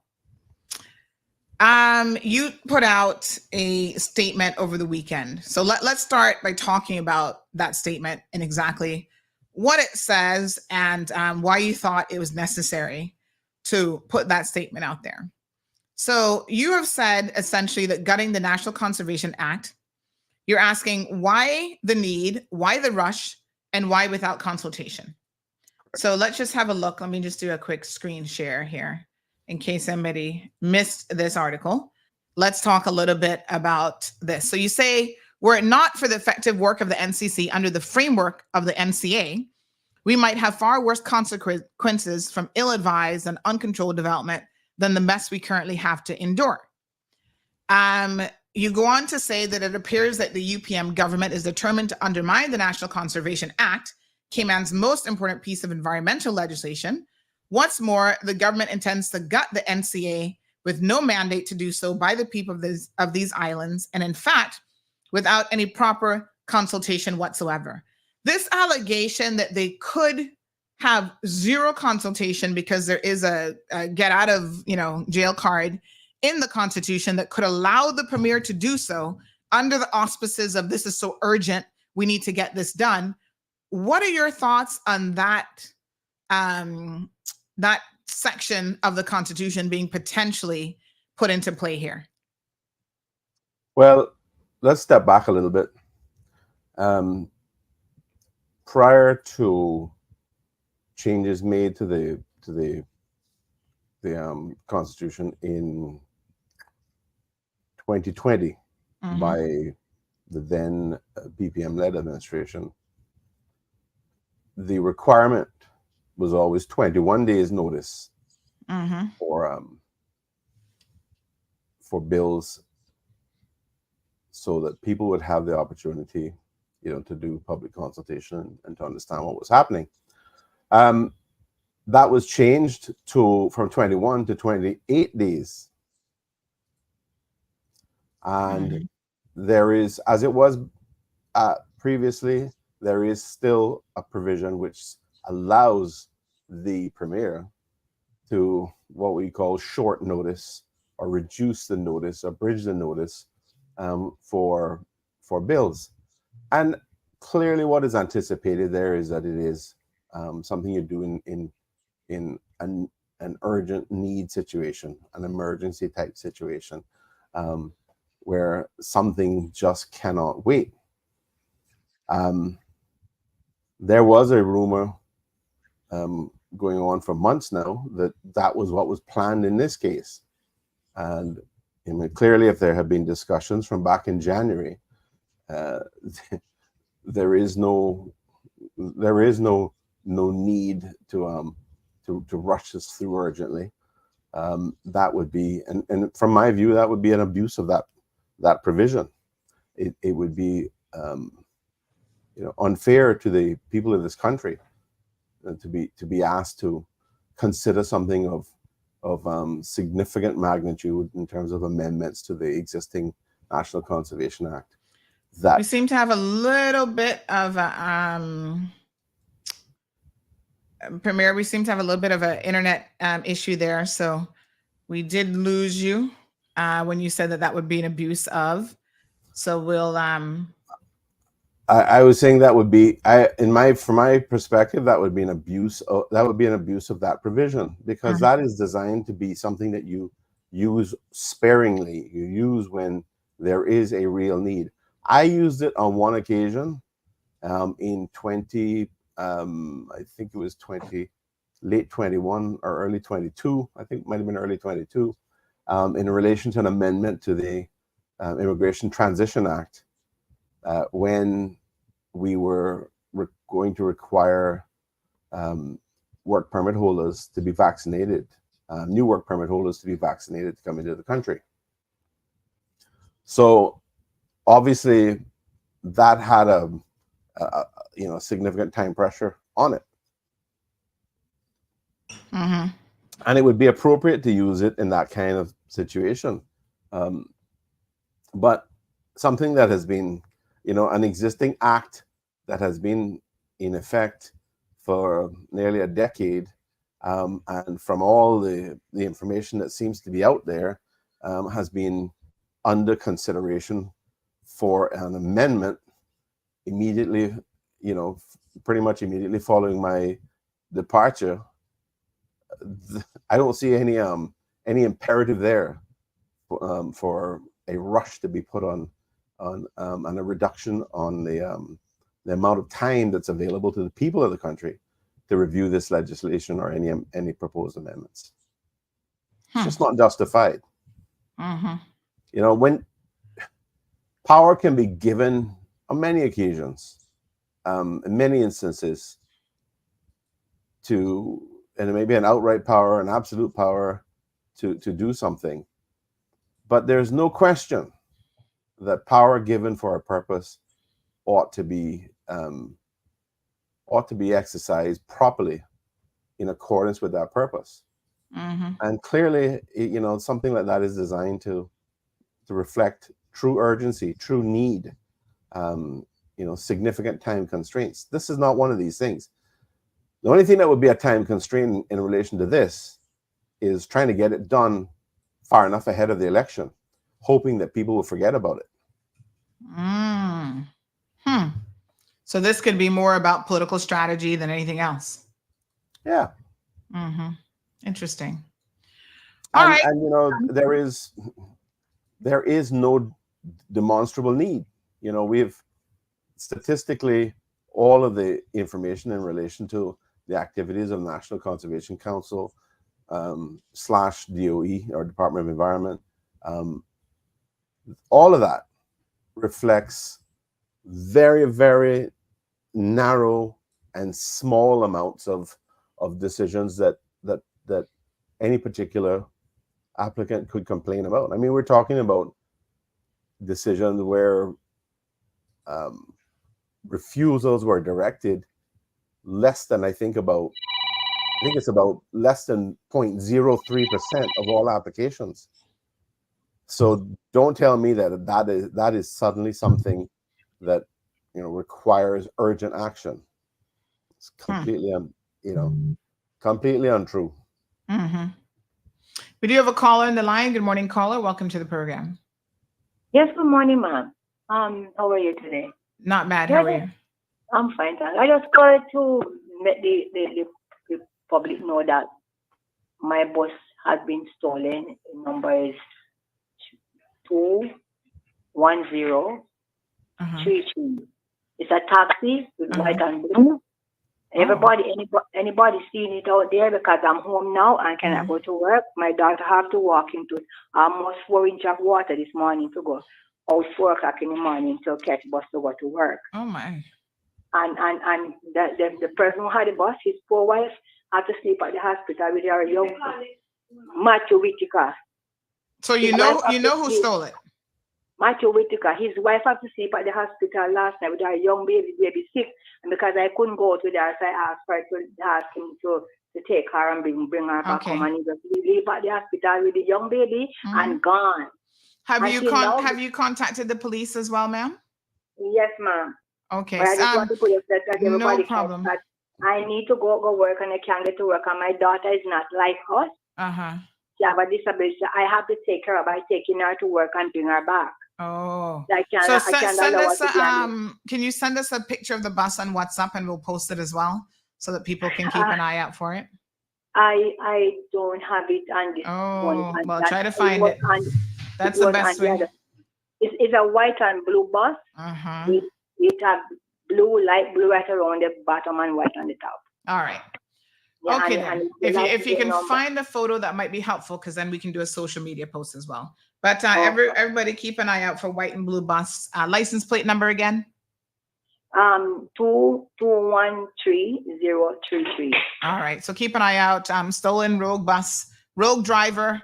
The lady needs her bus back. Thank you, ma'am. I appreciate it. Thank you, ma'am. You're most welcome, dear. 936-2626 is the telephone number. So unfortunate situation this morning. Hopefully, whoever has it, I mean, she knows who has it. So hopefully they'll return her bus shortly. So Alberto says, hi, Sandy. The government also has a national development plan out for consultation. Why not motivate the listeners to take part in this process, as it is all related? I mean, Yeah, I mean, that's the government's job to put things out for consultation and to elicit feedback and get opportunities for all that stuff. Like I said, the government has indicated that they have their means of doing and sending out their messaging. And this premier has been very vocal that does not include CMR. So you're asking me a question that you should be asking her, I think, really, and the rest of the government members, because cabinet should be held accountable for their actions in a collective sense. What do you make of this rumor that's afoot, former Premier Panton, that within cabinet there seems to be some issues? There's a split somewhere that's going to potentially cause reshuffling of cabinet to happen. Well, I'm not surprised. I mean, there are. I don't think it's any secret that there are people in cabinet who I think are generally strong, reliable people who will try to do the right thing. Mm-hmm. There are others who are, from my perspective, find it much more of a challenge to do that. And I think, that from everything that has been going on since my departure, I think there's clearly,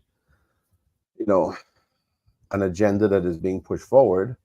And that agenda is part of that is what we're talking about today with the proposed changes to the National Conservation Act, which, as you really well pointed out and rightly pointed out, isn't being discussed, isn't being promoted, isn't being consulted by the government with the people of the country.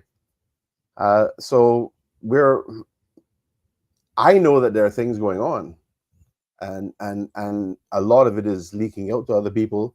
Some other media houses have written articles on it, and you have had information from some people as well. So clearly there are things going on, and if you don't have the courage of your convictions to come out and describe, what it is you're doing, if you really think it is necessary, if you really think that it is fair and appropriate, then you should have the courage of your conviction to come out and discuss it in a normal way and not try to hide behind some technical provision that allows you to short notice it and then try to slide it under the wire at the last second before people have an opportunity to react.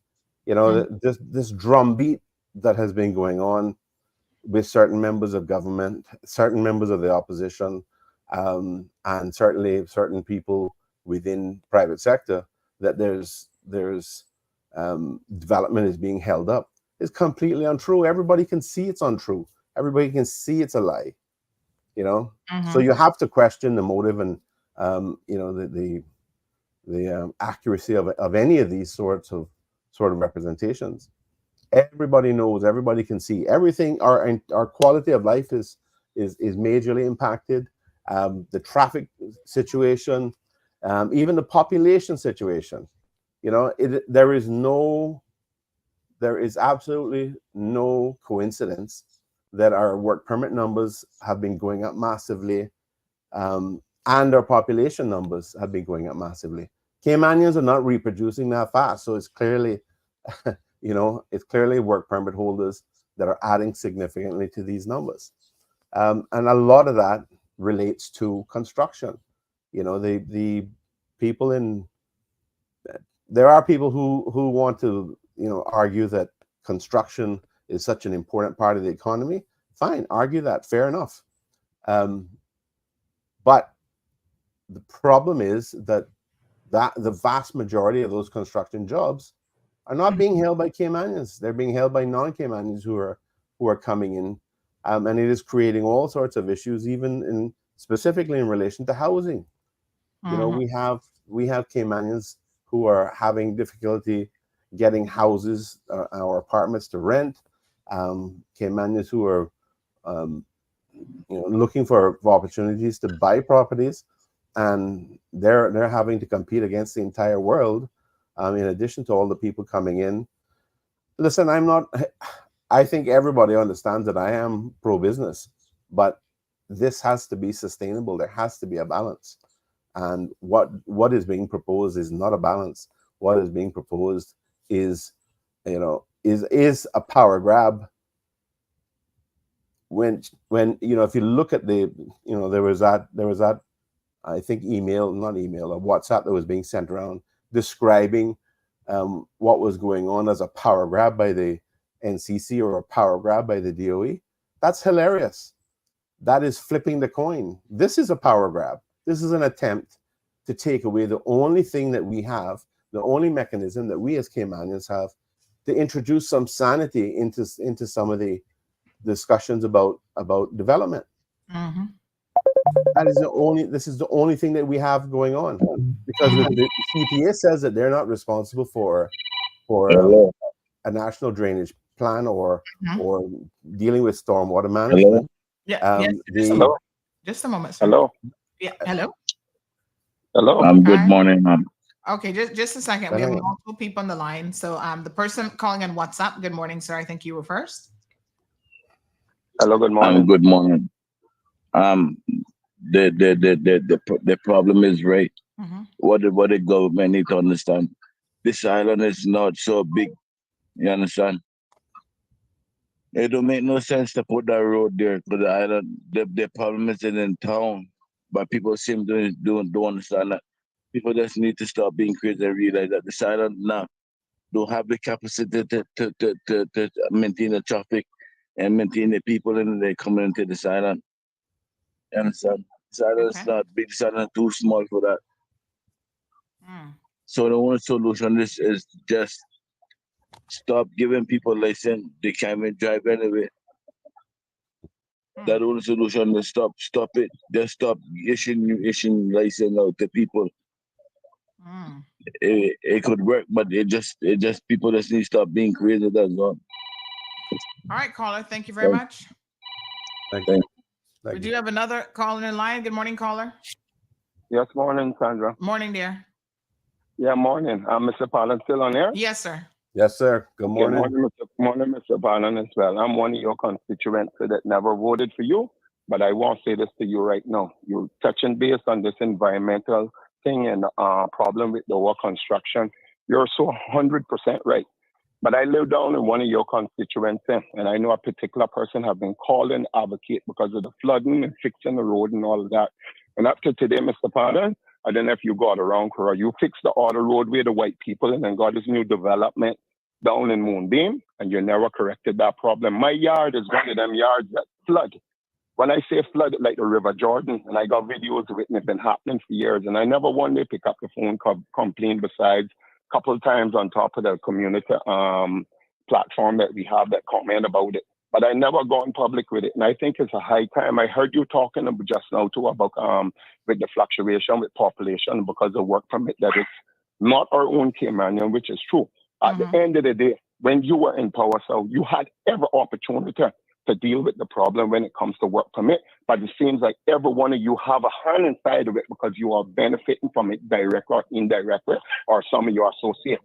I wanted to say to you, this problem is a Caymanian problem. And if you don't fix it, you see all the money that everybody making, they're not going to stay in Cayman. They're going to jump on the next available flight when things get rough around here and run. And they're going to leave us the shit. And that may included you as well. And every other Caymanian that got wealth in this country. It's high time now for you all to tackle the situation when it comes to this work permit and stop time. Remember now, it's something that no government wants to tackle. You had all of the power when you were there, Mr. Panan, and I got to say this right now. I always have been voting for your team. From PPM time, I've always been a growth PPM. You understand? I've never voted. It was only the election previously. And I remember years ago, I said to you, when you on radio came on, I said to you, Mr. Panan, I never voted for you. I have utmost respect for you because I love the changes that you brought to Parliament when it comes to discipline and stuff. One thing I need you all to push inside the Parliament, that whenever they lie, because they swear when they went in office, when the son was on them, lie, excuse me for what I said, when they lie in office, you need to jail them. All after they come out of office and you could prove that they're lying to the public, jail them. When you all pass a law like that in this country, then a lot of you all will walk on eggshells and be mindful what you're saying. You just because there's no repercussion to anyone when they're in office, This is why things like this continue. Now that you are on the other side of the fence, you're going to bring up all the obvious, because I know when it comes to the environment, it's very dear to your heart. And I love that, Mr. Pan, and I appreciate that as someone wanting to give our people an opportunity to be able to have something. The long short of the problem, take this foolishness out of here. But if you invest in Cayman, you get papers. Listen to me, you can invest $4 billion. You're going to still be a work permit holder. I don't care what your money status is. And that is what the rich people have over the common man in this country. And that's why we're being outbid and outnumbered in our country. Anything when it comes to housing and stuff in our country, you know the people in this country that have been sitting on these assessments for years, you know what their qualification, work status. Some of them can work, some of them can't work because of habilitation, sickness. But at the end of the day, if you all don't be righteous and take this bull by the horn, our children will start killing us now. I'm not asking nobody, because I've seen all the spike in crime and all that. You could throw $5 billion to police if you're not making our children have rights to work and take away this foolishness. When your administration, PPM, was in a right to be a Caymanian. When I travel around the world, they ask place of birth and that deem where you're from.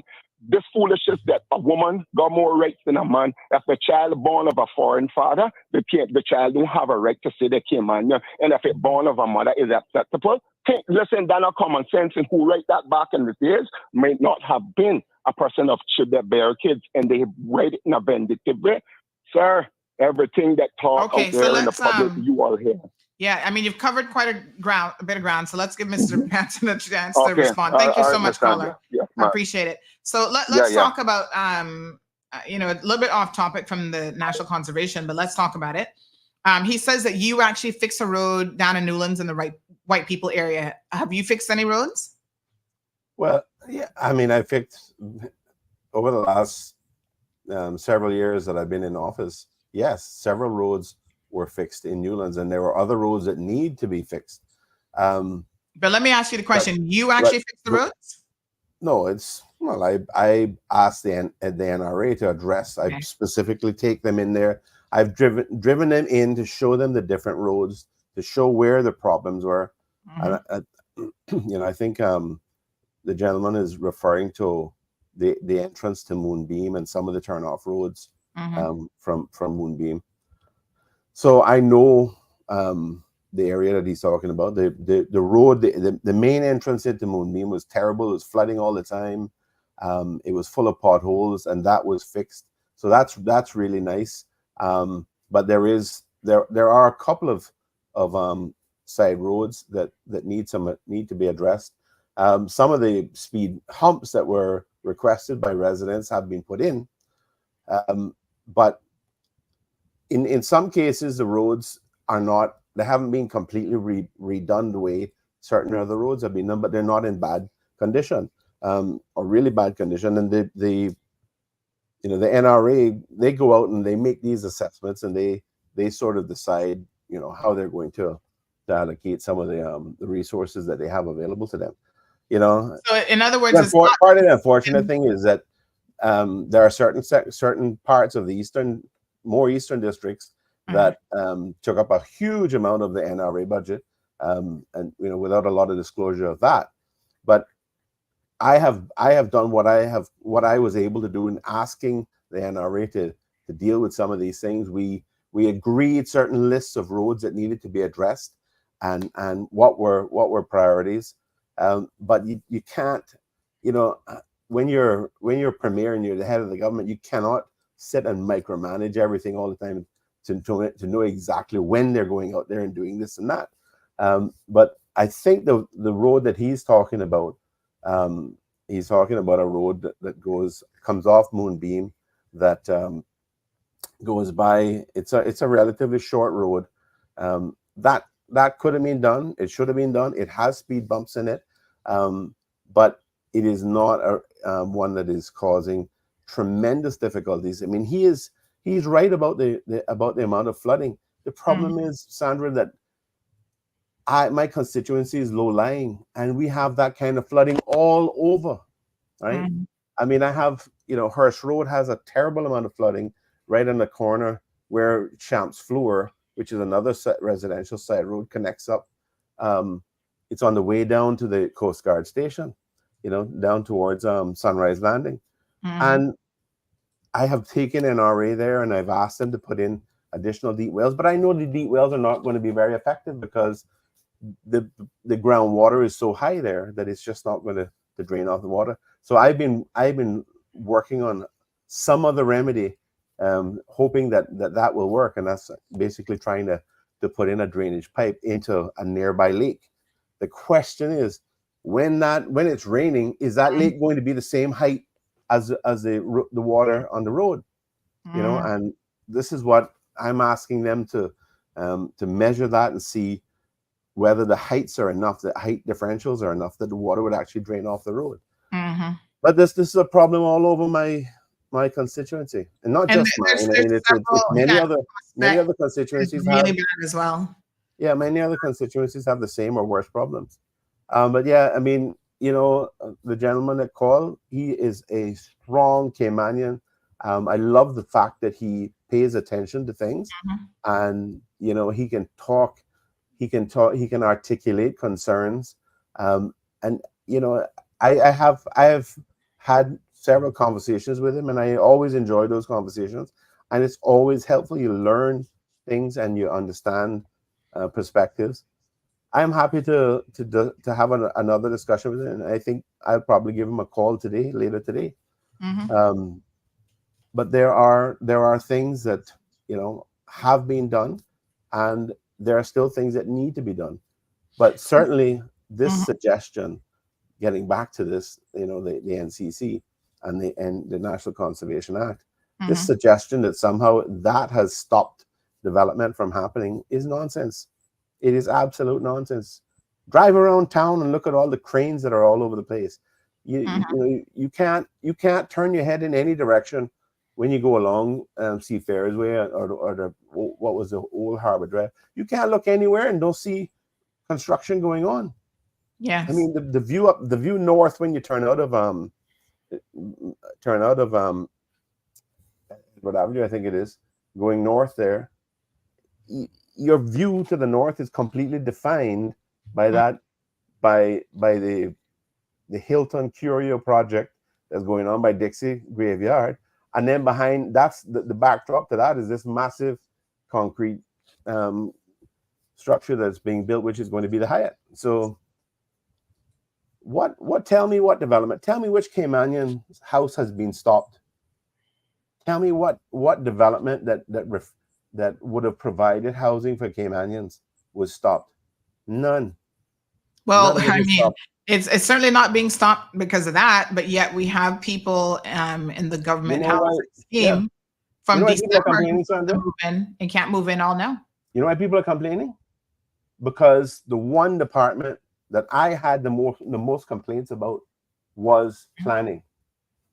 It's either planning or building control. Building control is one that has tremendous amounts of complaints because people can't seem to get nothing through. They're complaining all the time. It takes, even the developers were calling me and telling me it was taking so long and that it was a disaster.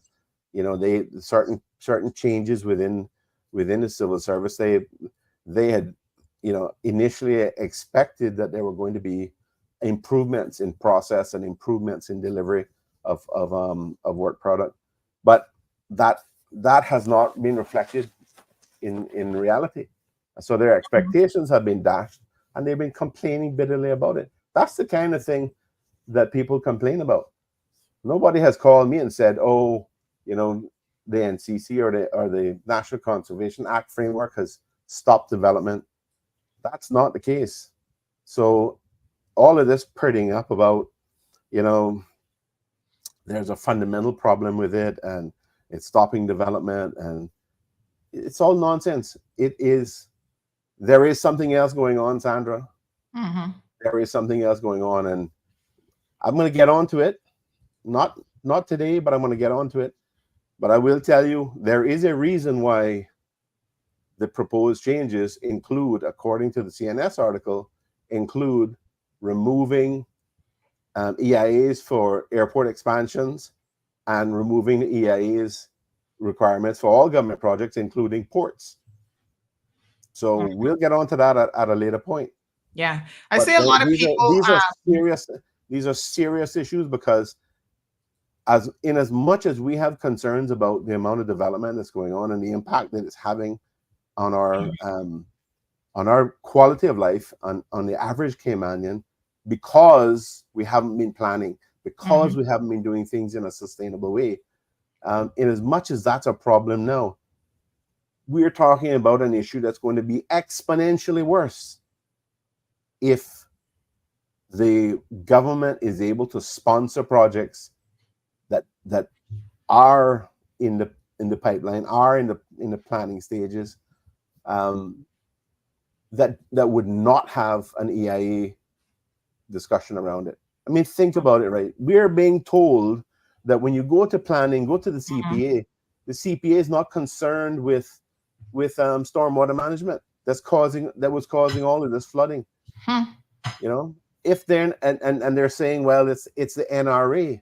Well, the NRA's responsibility is for roads.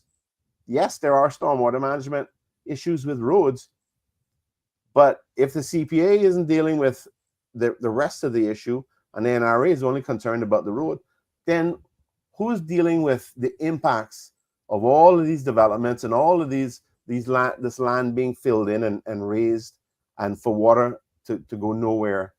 It used to settle in areas which were lower lying and drain off over time. All those areas are being cleared up, all mangroves being torn down, filled in. Where is the water going to go? It is going to start flooding out, as it has been, people who historically didn't have that problem.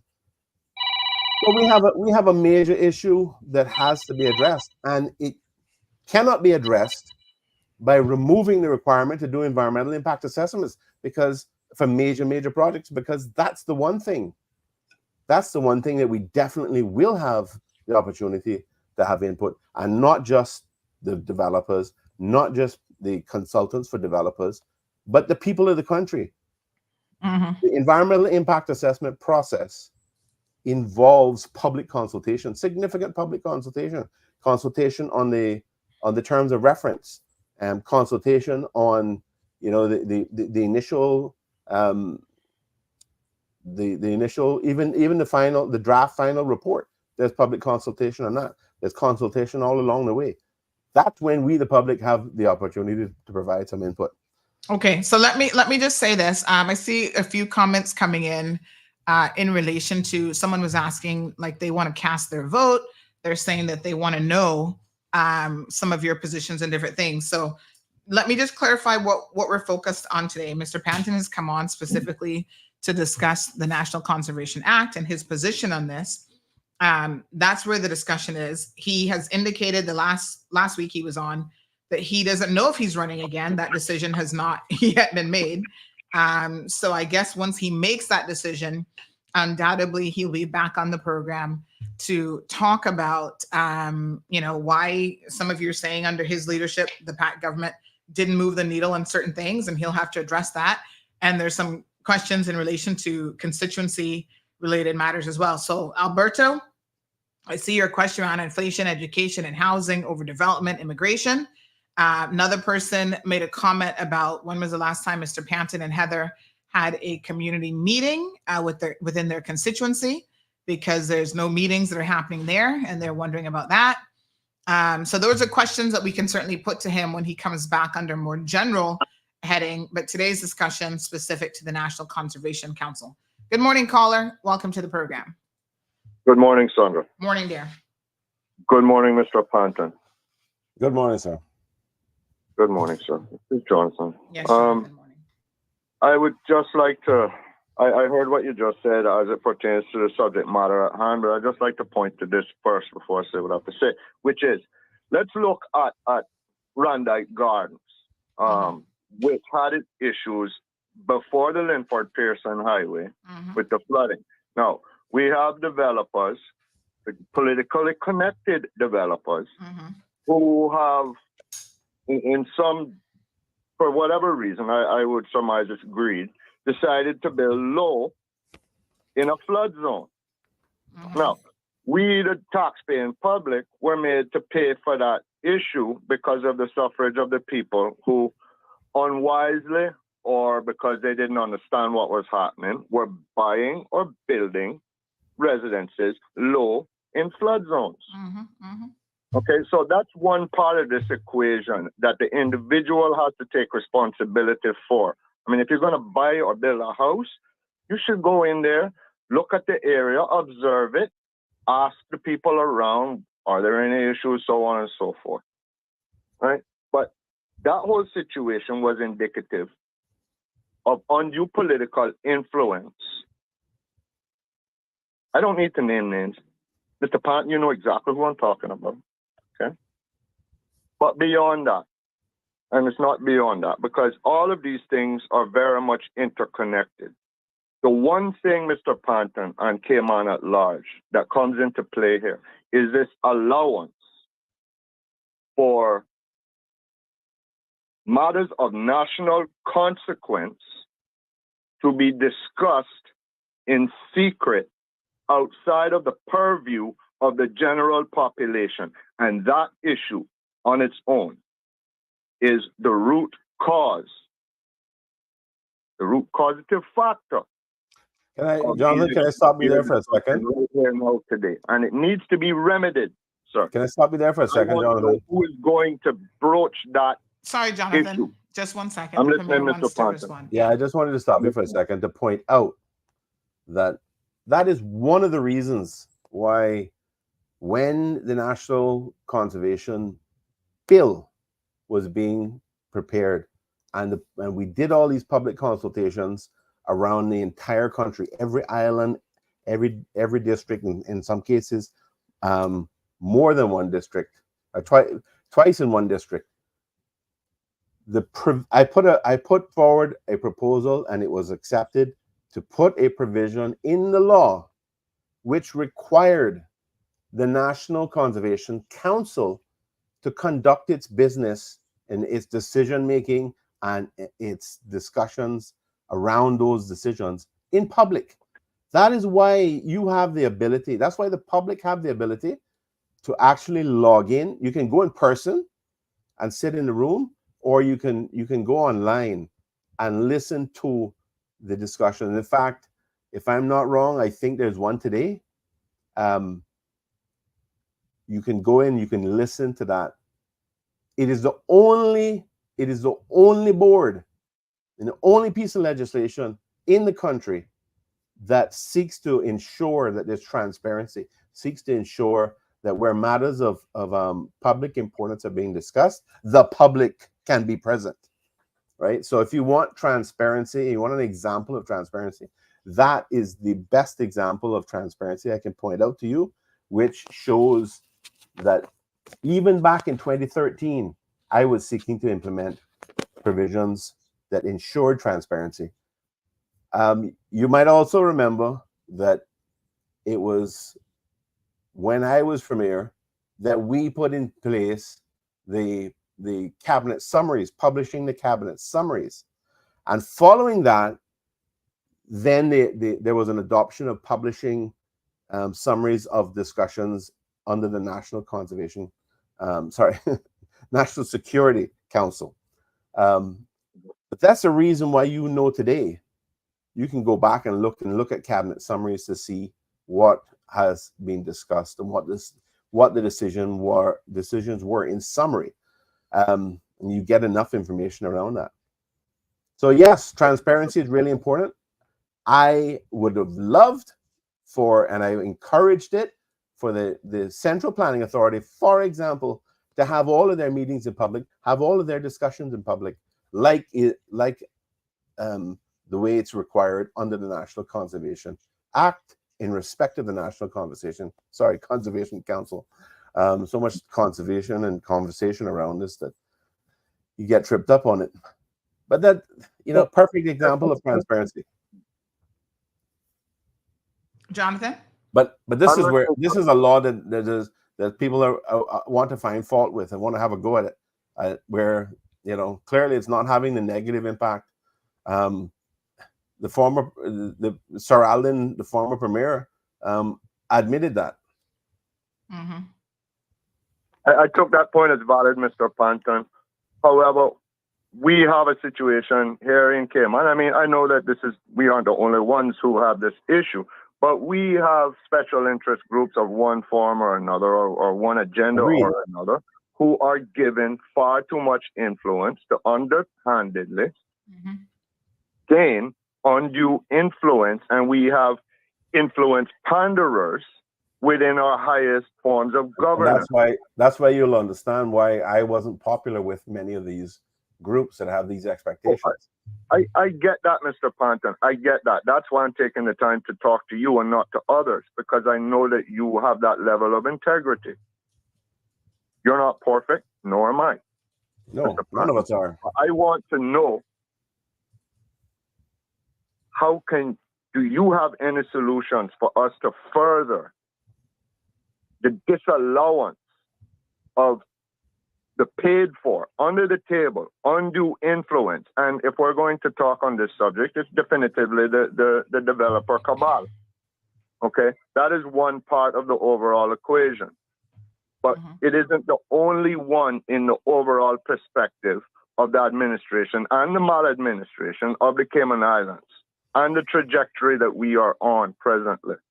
The trajectory that we are on, Mr. Panton, we have to do what is necessary, come what may, to implement very necessary checks and balances. Because as it stands today, the people, the electorate, are not the ones in any way, shape, or form who are really and actually guiding the trajectory of the Cayman Islands.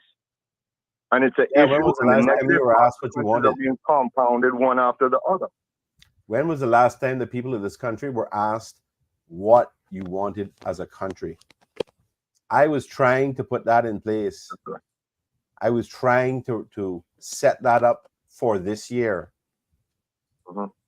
Of course, that is one thing that was stopped and was ditched because they don't want to know the views of the people. They think you don't deserve to know, and you don't have any particular input on these things. Exactly, and that needs to change. How do we change that? And somebody, you'll remember that in Parliament, I spoke to it several times about putting in place an opportunity for a national dialogue around what we want as a country, what we want our country to look like in 5 years time, 10 years time, 15 years time, 20 years time, 30 years time. It's kind of hard to keep going out that far, but it is not unreasonable to ask the people of the country what their views are and on what they want to see in the country. We have this powder keg situation going on where all sorts of stuff are happening. We have this massive population growth. We have this massive increase in work permit numbers. We have this massive amount of development going on. The government should be interested in finding out what the views of the people are, so that they can let that guide them. Okay, caller, good morning. Please remember, callers, when you call, to turn down your background radios and stuff. Morning, caller. Good morning. I'm just trying to ask Mr. Panton a question. Good morning, Mr. Panton. Good morning, sir. Hello? Yes, sir. He said good morning. Okay. Yeah. I want to find out if there is any Caymanian architects or Caymanian contractors involved in the planning department. Can he answer me that, please? Any Caymanian architects or Caymanian contractors? Caymanian contractors. In the planning department or on the central planning authority? The board. On the board, or when you say the board, so that's different than the department. Yes. All right, we'll have him answer the question. Okay, thank you, caller. Thank you, sir. Because the part of it with that, the Caymanians, how to know, because the foreigners, they don't care. They only caring about coming and invest in getting their money for their buildings or getting it leased out or what have you. But Georgetown is a mess. I grew up on Mary Street, and when I go in Georgetown, I'm surprised. My parents is buried right there, right under that jasmine tree, right there, directly opposite Delwood gas station. I have my spot there that I going to, but it look like the buildings are gonna overshadow that and cover that up. I'm wondering if the government is gonna protect that graveyard, that nothing else can be built there. That is what I'm there's no trying room to find left, out but from here. yes. Okay. Thank you, caller. So, you know, again, there's a split narrative here between people who are saying it's foreign developers who are doing this. Mr. Panton, you yourself have said that we need to now understand that there are local Caymanian developers who are influencing our politicians. Is that correct? Absolutely. There's no foreign people on the CPA. Those are all Caymanians. Yeah. I mean, I don't think any of them are. I'm pretty sure they're all Caymanians, or they have Caymanian status. All right, we have a caller on the line. Good morning, ma'am. How are you? Good morning. I'm good. Yourself, Mr. Panton? Yes, morning. Good morning. Good morning. Hi. My intake is that a lot of the boards, the problem with them is they're there too long. They get too greedy. And a lot of them don't care because they end up building up their houses, high and whatever, and all these things. You know, we the people is responsible for who we put in. And I don't care if it's my mother and I see they're not doing what I need them to do. I am not going to keep them in the next one. I honestly don't think so. Yes. Plus, with low-lying areas in the Cayman, I think it should be a board that when a plan go into planning, they go out because they knows actually about the areas. And when they know, they say this is mangrove, it can't be touched, you can build your house, so you have to leave this piece untouched and whatever. It used to be people that's familiar with Cayman. They will know, you know, like he said, where is the water going to go? Yeah. The water have to go. Water is one of the most dangerous weapons in the world. Yes. Not even fire is dangerous as water is, right? And we So saw we have to last week, we had our flooding. We saw Florida. I mean, my God, some of the homes, they were in a far worse situation than us. You know, yes, because I was there. Low-lying areas. You know, some of it, there's contribution to the strategic or lack thereof of how we're building out our spaces.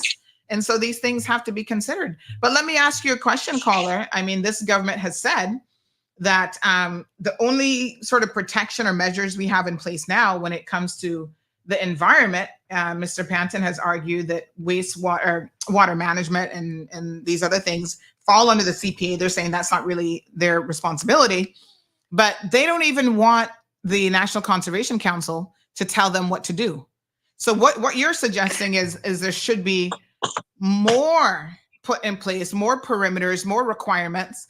But they're saying we don't want that with the National Conservation Council. So what makes you think they're going to want it in any other respect, especially as it comes to planning? That's where the people come in. Yeah. We have to decide. Listen, we think this is the way it got to go. You're not suffering, but we are. So we as a people need to do what we got to do. And this is what is wrong with Caymanians. They get up, they talk, they have the right to say, but they don't have the right move. You have to move because at the end of the day, I'm 60-something, but there is going to be my grandchild that's coming. What is going to happen? And we are seeing it. You have to set the precedents for the next one coming. It's not just about you. It's about your generation. It's about this island. Yes. Other people will leave. They will leave us here. So they don't mind if they build 100 storage if they can. It's about the dollar for them. Yes. But we that born here, bred here, and those that were inherited here that loves the islands, because we do have people that were not born here that loves this island. And I know some of those that have given and helped people from here. So we're talking about the greedy, and we got some of them. And next thing, when we take them and we elect them and they had nothing in life, okay? I'm sorry, but it's the truth. and you have not been able to manage money. You were not taught it in school and nobody teach you. And a man come with you with $1 million. Let me tell you, you got to be a strong individual to say, listen, it's about my island. It's not about that dollar. At the end of the day, that dollar will not help me when I'm sinking, or my kids, or my grandchildren, or my people. That's right. So we need this kind of individuals that are not hungry driven. Yes. I'm sorry. Not money driven and not power driven. That's right. My father was a poor man, but he worked his way up, got what he had, and he taught us one thing. Your best friend is God, and you get your own money, and that is what you do. And let no man bribe you. You couldn't bribe that man. And he wasn't even educated. I used to tell him, if you got perfect education, I know what they would have done with you. So we have to get those people. We do have other callers on the line. Thank you so much, ma'am. Okay, sweetie. All right. Thanks. Okay, we've got a caller and what's up? Good morning, caller. Welcome to the program. Hey, good morning. Good morning, Sandra. Yes, good morning, Mr. McPhail. How are you? Pretty good. This is a subject that I have always been talking about. I'd just like to reiterate some of the ideas. Mr. Panton is still on the line? Yes, he's still with us. Yes, sir. Good morning. Yeah, well, Mr. Panton, one of the things that I noticed about the Cayman Islands is that people will get elected and then they appoint people to important positions that have no qualifications for those, and they get appointed to those positions only because they were supporters of the people who got elected. That's not the way to run a country. And I noticed that that there's no urban planning. There's no how many urban geographers are there in the government? How many urban architects are there on the government payroll? I don't see any. I don't see any urban geographers on the government payroll. People who can lay out a city and set out a city and design a city. You know, I lived in Vancouver for a long time, and Vancouver were having the same problems. And they brought in one of the best city architects in Canada, a guy called Master Erickson. And he redesigned the Vancouver city, laid it out. And Vancouver is one of the most beautiful cities in the world. Traffic is in and out. It's such a beautiful place to live. It's almost like Caymanian Bay. You can live, work, play there, and everything. And one of the problems that we have is that we for instance, we give the problems, I would say, to like the NRA.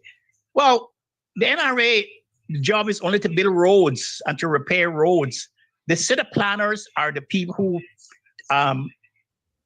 plan the water drainage systems, put in pumps to pump the water out the city so that the city is dry, so that the city doesn't get flooded. I remember when I was in the NRA, we tried to do that around in the back of Bordentown when Bordentown flooded, and we recommended that they put a pumping station there that automatically, when the water reached a certain height, the pumps would go on and would pump the water under the ground out to the sea. And they were arguing about who's going to pay for it. This one is going to pay for it. You know, like they just are not qualified.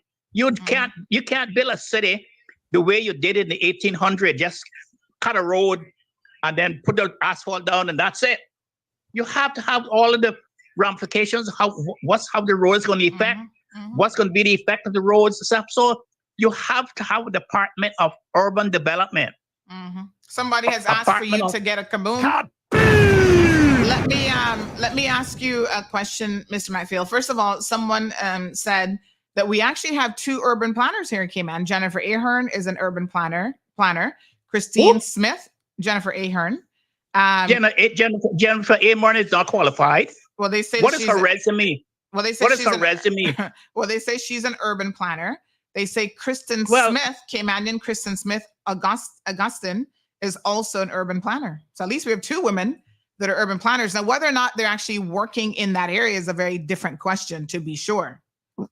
Well, I would like to see their resume to see if they have courses in urban geography and urban planning and urban development and all those sort of things. Those are needed, not because people work in that department and then you just give them remember that the she job. actually, if my memory serves me correctly, the first job that Jennifer Ahern had here was in the Department of Planning as a planning officer. In planning, that's not the same. Long range planning. No, but Mr. McField, Planning. that's how she got here, because she was a planner, an urban planner in Toronto, Canada. So she has the qualifications. And she came here as a planning officer, long range planning and growth management. And she was in that position in government for 6 years and 9 months with the Department of Planning. So I didn't see anything that she did in those 6 years in the planning department that developed. I think that's a different question. I mean, certainly you ask if we had any planners. So this person is just confirming that we do have two qualified and somewhat experienced planners. So there you go. One other question for you while we have you on the air. I just like to answer your query. Planning a home and planning a building is different from urban planner. Well, I mean, they're not the same thing. I understand, but she was a city planner for Toronto and the Canada area. Mr. McField, that is correct. As far as I'm aware, she has those qualifications, and that was one of the reasons she was hired in that position. But there was, one of the criticisms I have is that the planning department does very little planning. In fact, it seems to be no planning to me. It's more of a permitting department than a planning department, and this is one of the frustrations I have. This is one of the things that is leading us and has led us down the road to where we're at today, where we have all these problems coming to a head. In the past, Mr. McField, you know better than I do. We had these margin for errors because we had lots of areas that were not developed. We had, lots of areas that could absorb water through a natural wetland process. But over the years, as you know, this has been changing. This has been filled in. They've been filled in. They've been developed, and there is not proper planning being done in relation to many of these issues, which is causing us to have a sustainability crisis. And it's a shame, but that's one of the failures we've had. As we go along, as we develop, our margin for error gets smaller and smaller, and the impacts start getting greater and greater. And I agree with you, Mr. McField. We should have been planning. It's never too late to start doing it properly. It's better than start doing it now properly is better than not doing it at all, because there will be development going on over time. So I agree with you. I agree with you, Mr. McField. I wanted to ask you in relation to the Bordentown flooding that you were talking about. Was that in the Cumber area that you were talking about, the flooding? I think he might have. Mr. McField? I think we lost him, actually. Let me see if I can get him back. Oh, there. Yes, I think we had lost him. So let's see if we can. He was calling on WhatsApp, but somehow we lost him. Maybe he had to grab another call. Mr. McField, yes. Mr. Panton was just asking you a question. I realized that you had somehow got disconnected. Yes. Mr. McField, I was just asking you. You mentioned flooding in Bordentown. Were you talking about flooding in the Cumber area or somewhere else? So what's the question? No, he said he was asking you about. You mentioned flooding in Bordentown, and he was wondering exactly where that in Cumber was area. in the Cumber area.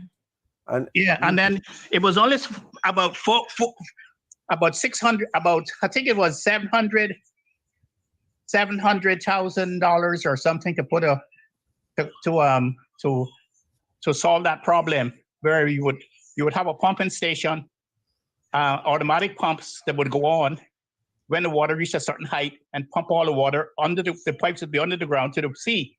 Yeah. They just didn't understand. They say, "But who's going to pay for it? the NRA said they didn't have the money. The government said they didn't have the money. It's like I remember. I remember some of those issues. And you have to have an urban planning department, not a planning, not planning where you build a house and you take the architectural plans to them and they say this you can do that. That's not what I mean. You have to plan a city. Yes. And then you have to plan how the city is going to grow in the next 50 or 100 years. All right. Mr. Macfield, while I have you in the line, someone messaged and said, please ask Mr. Macfield about the immigration reform that you were going to be bringing, because of course this was an important thing under the PAC administration, and that has never come to fruition. Can you give us any insight into what has happened to the immigration reform recommendations? Well, I was so enthusiastic because when I was asked to do the job, I was so enthusiastic about it. But since I think around December last year, we've had no meetings. They've canceled all our meetings. When you say they, and just like everything else, who's they? The government. Oh, wow. And just like everything else, as Mr. Panton had said, just like everything else, it's like this. Let me put it this way: it's not the voters who actually win the election; it's the donors who win an election. And the problem that we have is that when things affect those people who want to control the money, the Cayman Islands, economically, developmentally, and socially, they will push back. And then things that are in favor of Caymanians are thrown aside. Just let me say from the beginning of that endeavor, there were interferences from people from the outside. I can't formulate things because when you're on the radio, you're talking about time and you're not thinking straight. But I would like to sit down with some people to say all the things that I would like to say, because like I say, from the beginning there was interference, and some people who try to make contact with me as to what I was doing and so forth. And when I remarked to them and I says, let me tell you one thing. I am not biased. I am not going to be biased. But whatever recommendations that I will make will be in the best interest of the Caymanian people. And I knew from then, that my goose was cooked. So somebody said, as the chairman, didn't you have control over calling meetings? Why would you need permission from the government to call a meeting? That's not how it works. That's not how it works. I don't have any autonomy because I work for a ministry. I work under a ministry. I can't go and have meetings on my own. I work for and under a ministry. And it's the ministry that sets up the meetings and summons the people to the meetings. And if people don't come to the meetings, and if people are not in line with what the government say and what the terms of references are, then you're not going anywhere. And when you have to be fighting with people to keep within the terms of reference of a government, then you know that things are not going to work out the way, and that has been from the beginning. Mr. Murphy, can I ask you? There was a marked change in December, which that was when the government changed, when Mr. Well, we had 3 ministers in 6 months. 3 ministers in 6 months. And first it was Minister Sanders. Yes. And then it was Minister Seymour. And then he went, and then he came back. And then it was Minister Rankin. And have there been any reports at all? Well, you mean in between it would have been Minister Rankin? Yes, we submitted a preliminary report to caucus. As it was there, Mr. Panton was there. He was a member of that caucus. Yeah, Mr. So he should know what the report was. Yes, sir. Thank you. As I recall, and say that we should do certain things, and we went back to the drawing board. And now, when we have complete those recommendations now, and are ready to go back to caucus again, then all of a sudden everything has been canceled. No minutes, no meetings until further notice, and that has been since about, I would say, give or take, since January. Since the new minister came back. So he said he's allergic to the government building, so maybe that's why. Well, Sandra, Ms. Catron, to me, anything that's benefit Caymanians are going to be pushed aside and because the Caymanians have no social and economic power. That's the problem with Cayman. Now they are actually the economic and social minority, numerical minority in the country now. That's the problem. And anyone who's Caymanian who stands up to be counted are not going to get anywhere because we're the minority. One of the problems that we had in this country, this country never elected the educated people in this country, the educated elite people in this country, like happens in every other country.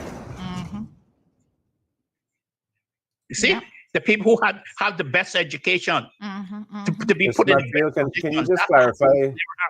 Because we have never honored those people. We call them educated fools and so forth. Can you just, and all you have to do is look in all the departments of government to see how many the educated elite there. They're all falling by the wayside, and I could name all of those people who came by up until today. I just attended I attended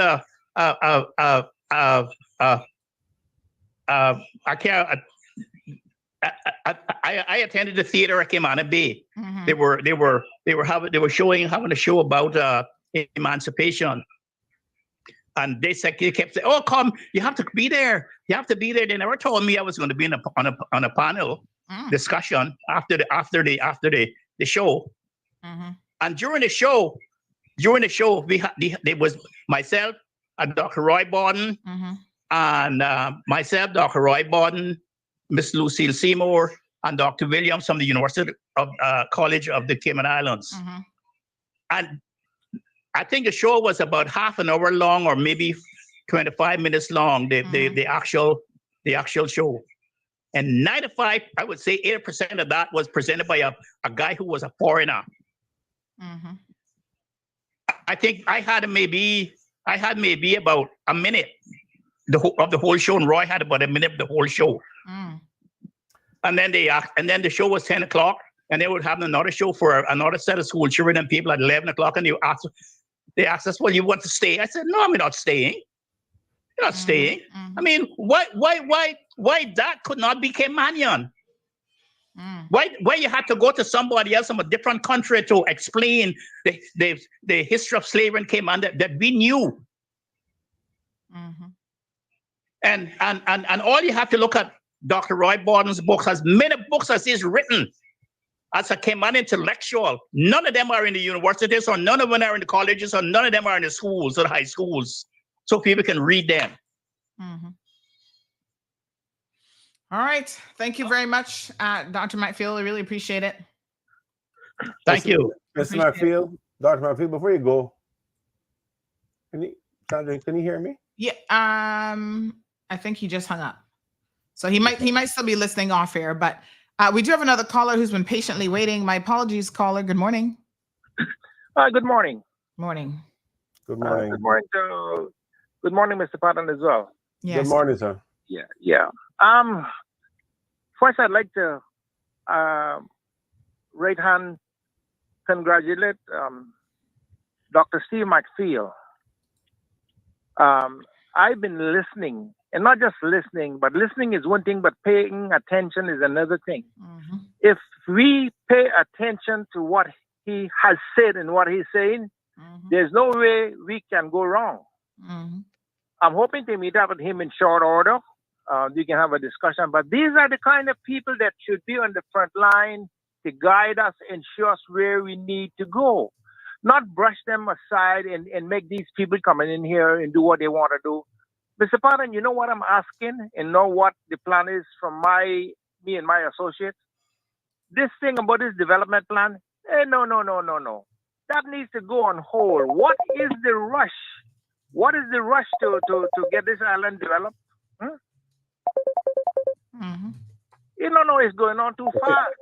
They are psychologically kidnapping us and holding us as hostage. No.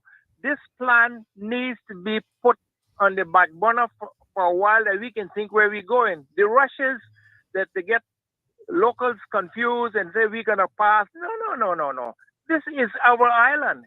And I'm hoping that something is going to come out of this in short order. I'm not about to get on the radio just yet, but I hope that Mr. Patton would be one of the people on the front line, and I know Dr. Mike feel it. There's no rush to take this thing about this national planning now. Give us some time to think for ourselves, okay?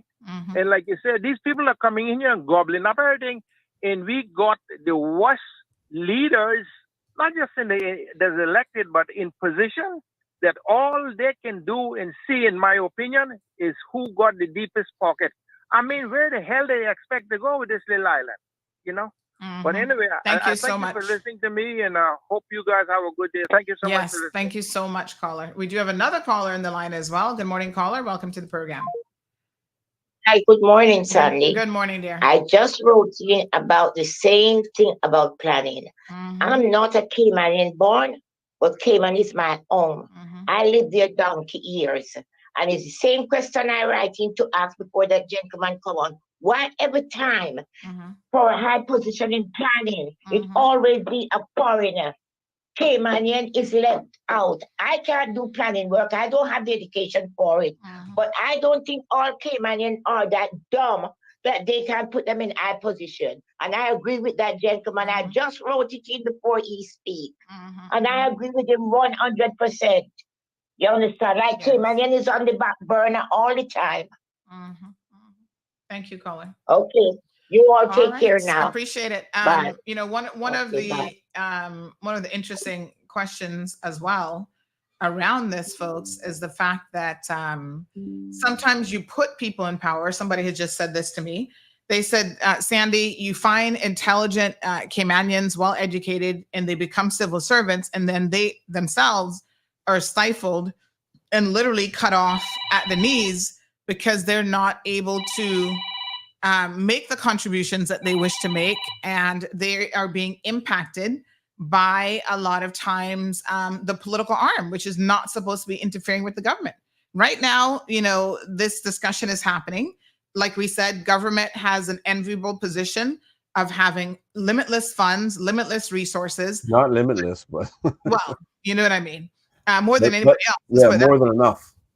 But there are allegations that this same government is using that power to stifle the Department of Environment from putting out factual information as it relates to this conversation, because that isn't their position. Their position, again, this is the allegation, their position is not one that is around facts. It is, contrived misinformation. And because the Department of Environment isn't on board with that agenda, they have been stifled and can't even participate in the discussion. Yeah, I can tell you categorically that is the case in relation to the, PR around the work of the National Conservation Council and the Department of Environment, because it was initiated prior to my departure from government, and it was stopped after I left government. It was supposedly put on hold or on pause, on the instructions of, I'm assuming, either cabinet or the senior, or the premier herself. But what were they trying to do? Just tell the public what the facts are around this. Ensure that people understand the work of the National Conservation Council, the framework that is set out in the National Conservation Act. but they don't want anybody to know that because it's contrary, apparently, to the wishes of some people. Mm-hmm. Good morning, caller. Good morning. Good morning. I'm actually calling about what is being discussed today and how I look at things here. I'm 60 years old, and in my 60 years of being here on this island, and I'm a Caymanian born, just to clarify that, it appears that each government that comes in wants to outdo the other government that has been there before. And I see it happening a lot with the department, like if it's a ministry, the whole ministry is revamped. Their people, so to speak, of that government is put into the ministry. So basically it's like a power issue where they want to, hey, let me outdo the last government that's been in there. In my opinion, that's how it appears to be. And we are not going to get anywhere as the Caymanian people or as the Cayman Islands, anywhere when that is happening. We all need to collectively get together and say, hey, this is what we need to do for our island to improve. Look, the Mr. Panton just spoke about earlier about how this national development or whatever, I'm not quite familiar with what that part of it is, but this development of the island is affecting the island. All right, so we want 125,000 people here. We used to have 80,000 people here. 125 is our projection. How is that affecting? I get in my car every morning, I go to work. How is that affecting the traffic? You get on Linford Pearson. Linford Pearson is what, 22 miles long, full of cars. I exaggerate because it's not 22 miles long, but cars are there, right? You're in traffic trying to get to work. But of these officers, they expect you to be at work at 8:30 in the morning. You leave in my district, Bontown district. You leave there from 6 o'clock. You don't get there in time, so to speak. I mean, think about all this, Mr. Panton. Think about all of this, how this is affecting you as being a prior premier, how this is affecting our island, this development scheme, or so to speak, that you guys are trying, well, the government now that is trying to do. Someone spoke about no rush to build a $50 million school. I agree. There's no rush to think about our education. Talk about our education when it comes to the children, how our education is. You're building a school, but our children are still coming out and can't read. Can't read. And I mean, the irony of it is traditionally Cayman Brac because of the, I'm surprised because the current premier at one point was supposed to be an educator, although I think she just taught PE, but still, anyone who has done their legwork in education knows that the single predictor of classroom success actually is classroom size. The smaller the sizes, the better for the students because they get more hands-on attention. They'll have a teacher's assistant and so on. But and Cayman Brac has traditionally had very good results in terms of what their students have been doing. So her focus isn't on maintaining that. Her focus is on building a $50 million school that by all accounts is just completely unnecessary. And I agree with that. It's shocking, really. It really is shocking. And I mean, at the end of the day, you just mentioned, Sandra, about a smaller classroom being more effective. I have a grandchild that was on the spectrum. He's now 20 years old. He still is on the spectrum. When he was going into these classrooms that had over 25 or more students, he, as being on the spectrum, could not get the knowledge of a regular child. So there was no focus there where there was too many kids in the classroom, basically. So a teacher couldn't manage that 25 students. Now you are concentrating on building a building of 50 million or whatever, and that kind of stuff is happening. No, where's the sense of these people that we put into power. Where is the sense? You know? Well, again, they're not listening to the technocrats, which they have hired and paid quite well to do their job. They're refusing to listen to those individuals and take any, anything from them. So it's confusing. It's very, very confusing. But thank you so much, caller, for your contribution. Thank you. All right, my dear. Wow. I don't know. Sometimes even to me, remain at a complete loss. El Rey says focus on building special interests. Bank accounts is more like it. Miss Abby says, who are we building for? Is a favorite quote of mine. Good morning, caller. Miss Abby says, Good morning. who are we building for? Yeah, you got to turn down the radio when you call in for me, please. Sure, done. We have a premier here in the Cayman Islands who, if the electorate was given the chance to be the ones to choose who is to be premier of the Cayman Islands, has no hope of being given that position. These are the results. These are the results of that lack of democracy that Cayman is being subjected to. And it is shocking because I hear this all the time. I mean, obviously, we don't have that type of voting system, but the fact that they don't even have, they're not even conscious of the pulse of the community to see that I haven't met anybody, honestly, that has said she's the people's choice for premier. And I'm not trying to make her feel any kind of way about that, but my God, what are we doing? She has not been given the remit for the position by the electorate. Yeah. This is things that need to change for Cayman to be better. Yeah. That's all I have to say on that one. You all have a great day. All right, my dear. Cayman Islands, And again, that is a very, very common position. And, people who take, who are in public office, even the other cabinet members, they're aware of that. They sense that. They know what the pulse of the community is. But one thing I must say about Ms. Julie, she certainly rules with an iron fist. And it's almost laughable in the sense that, we hear about these potential cabinet changes. She might be firing one of her cabinet members, essentially, because they're not towing the line.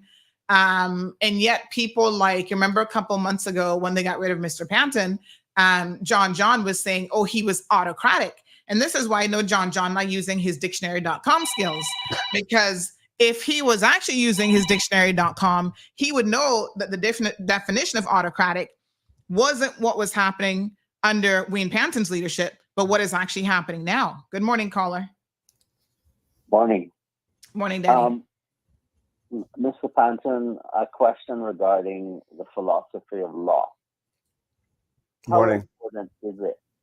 How important is it for the government to not legislate before they have the informed consent of the public regarding whether it's acts or regulations?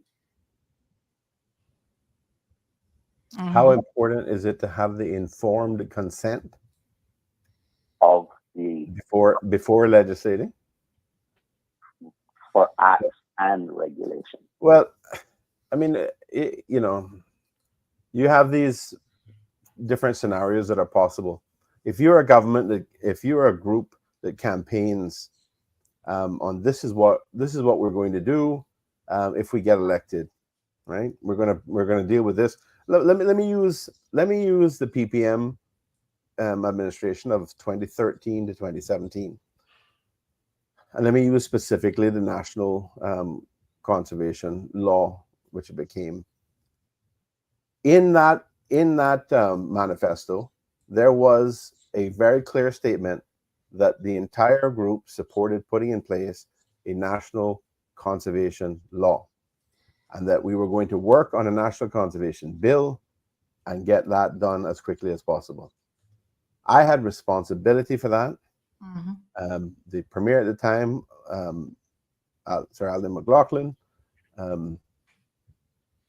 gave me responsibility by appointing me as, or indicating to the governor that I should be appointed as a minister with responsibility.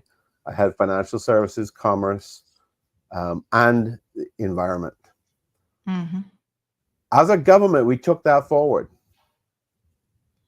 I led that. I took that forward. That was what we promised the country we were going to be doing.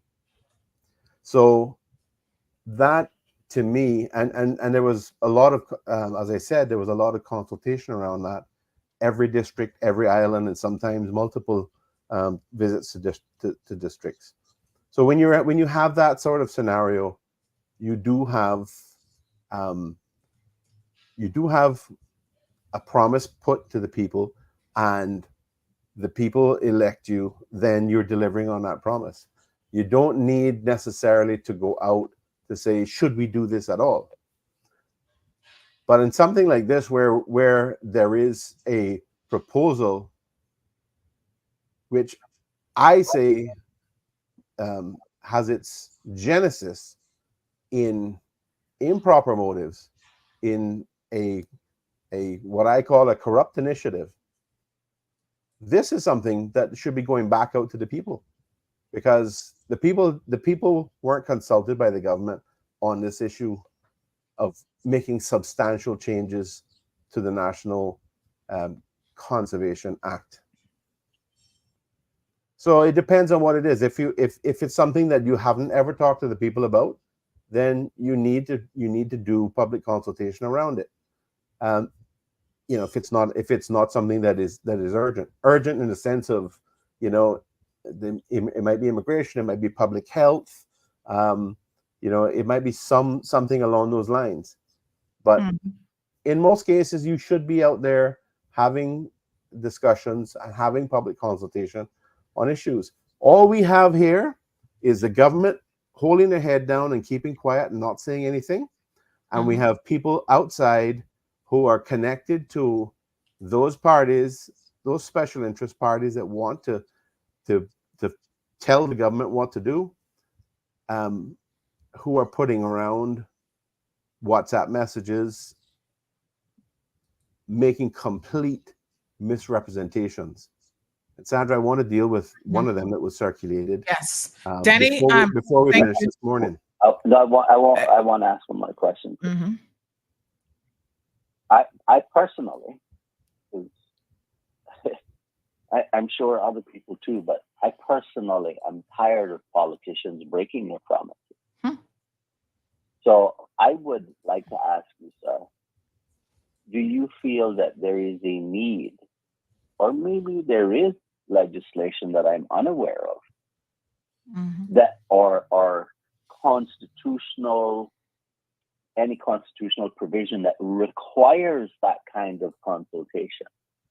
Because politicians will often say, well, we promise we'll do this and we'll promise we'll do that. And if you rely on a doing things in a way where you talk about things in the context of the frenzy of a election, I'm not sure that's quite the appropriate process in which you can carefully think through the serious issues that we face and come up with good policies and thus good legislation. Okay, thank you, Danny. Well, there is no definitive framework through which you can, in between elections, hold people responsible for not delivering, where you can punish them in some way, other than just being an activist and being an engaged person in the community and reviewing what's going on and providing constructive criticism. But that's what elections are for as well. And it's unfortunate, but some people just will mislead you and make promises to you and never intend to deliver. Now, there are some times when, with the best intention in the world, it is prevented from happening through other circumstances that arise. Sometimes you just can't get people on board to provide the necessary support. If I had the support, on many of the issues, including immigration, we would have been able to progress that.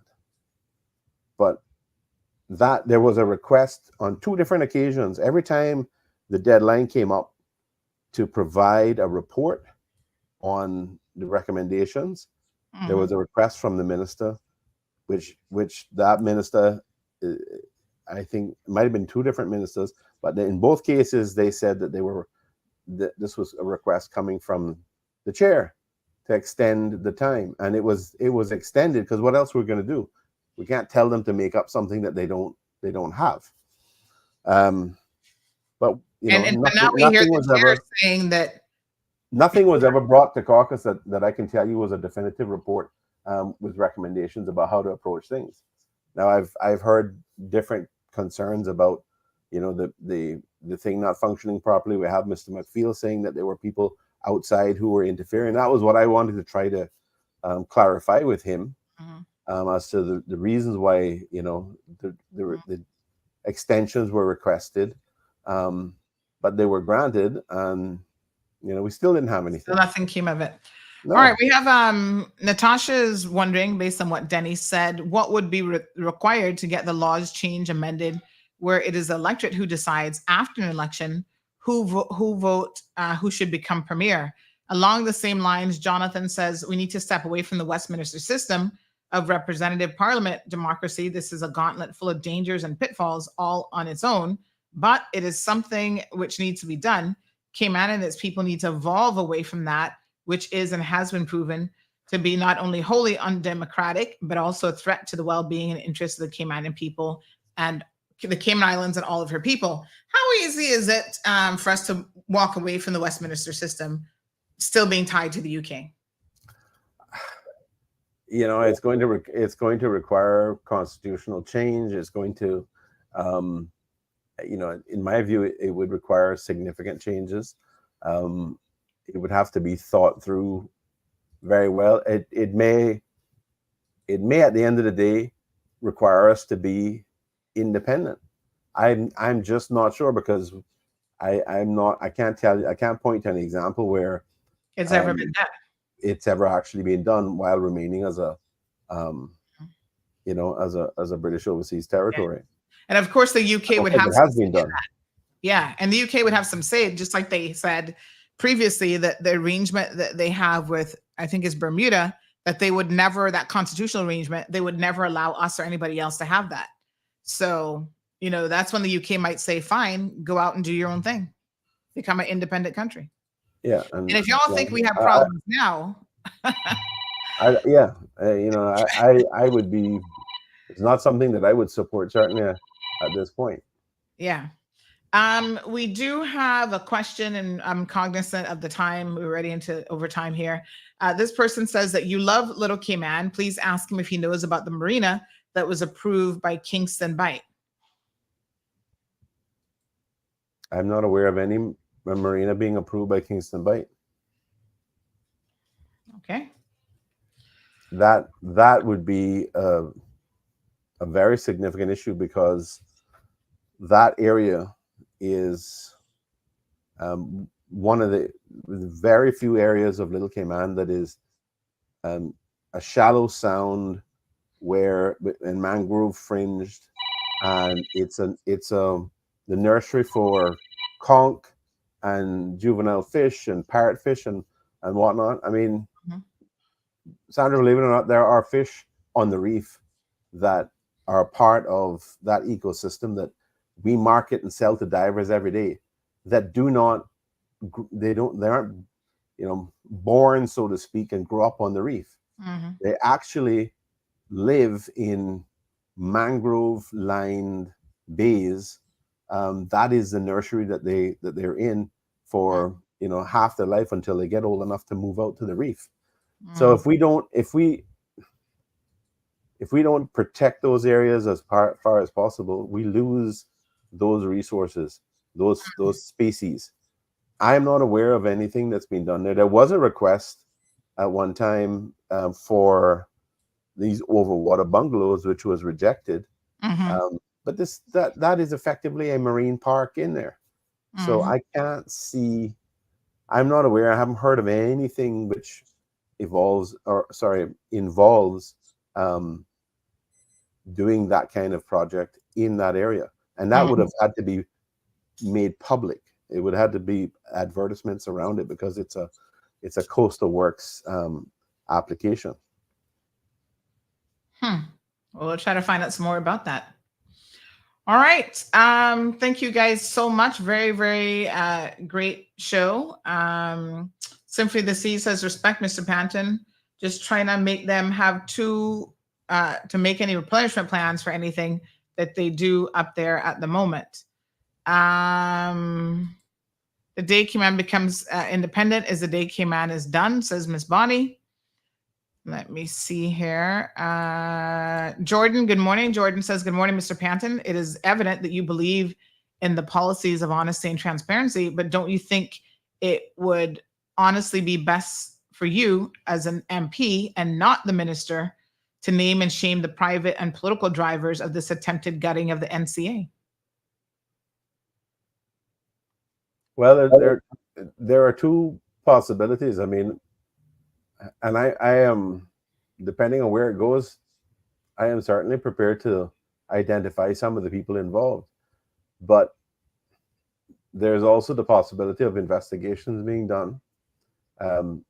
And I would not be in a position to make any disclosures if that was the case.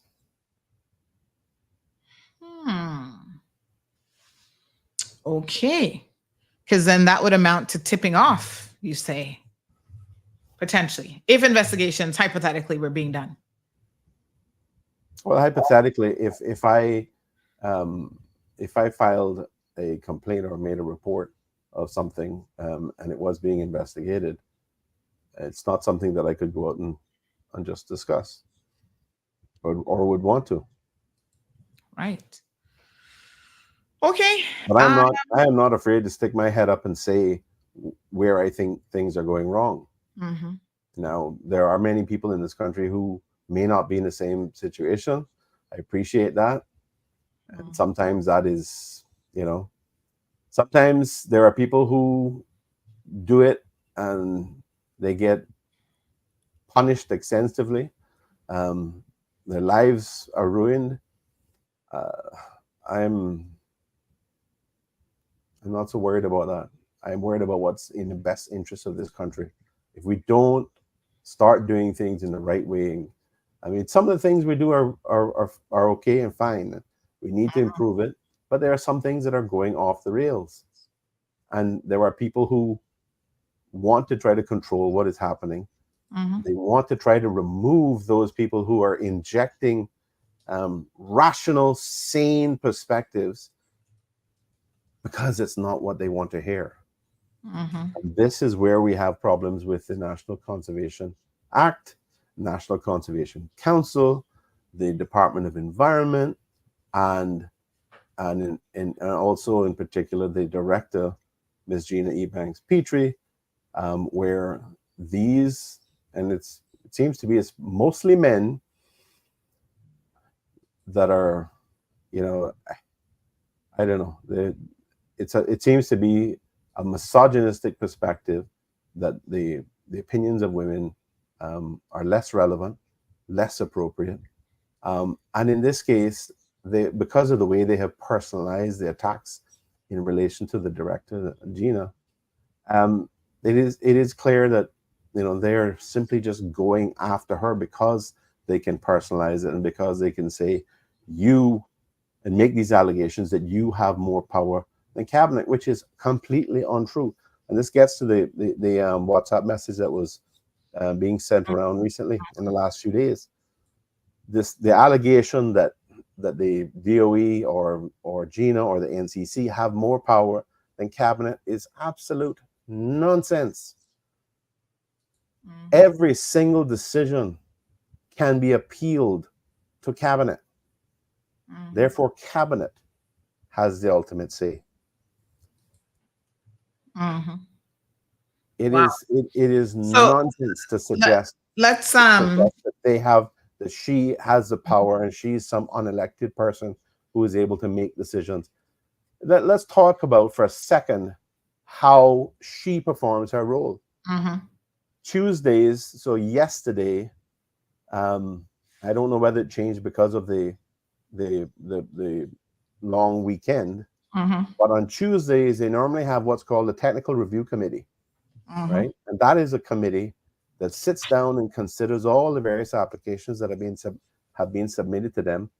And Gina is one of the members of that committee who looks at the science of and the empirical information around what's being proposed as it impacts that, as it's relevant to that.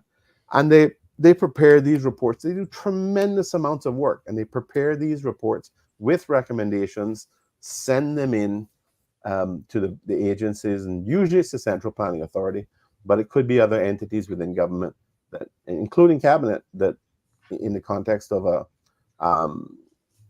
coastal works applications, that is asking for this information. You know, what are the impacts? What should we be concerned with? And these recommendations are made, and they'll say, you know, we don't think you should do this. But if you feel like available, are they in the public domain at all? What? The reports that this technical yes, committee they're put on the DOE's website. Okay. Go and look at the DOE's website. Has the various reports, the technical review committee reports. So my point is that it's not Gina Ebanks who is doing this. It's not Gina Ebanks who is making decisions. It is or not making decisions, but recommendations. It is this technical review committee, which is many members within the DOE who have the relevant expertise, who have the relevant training, you know, and the science background. They understand the data that they have spent decades gathering in terms of impacts.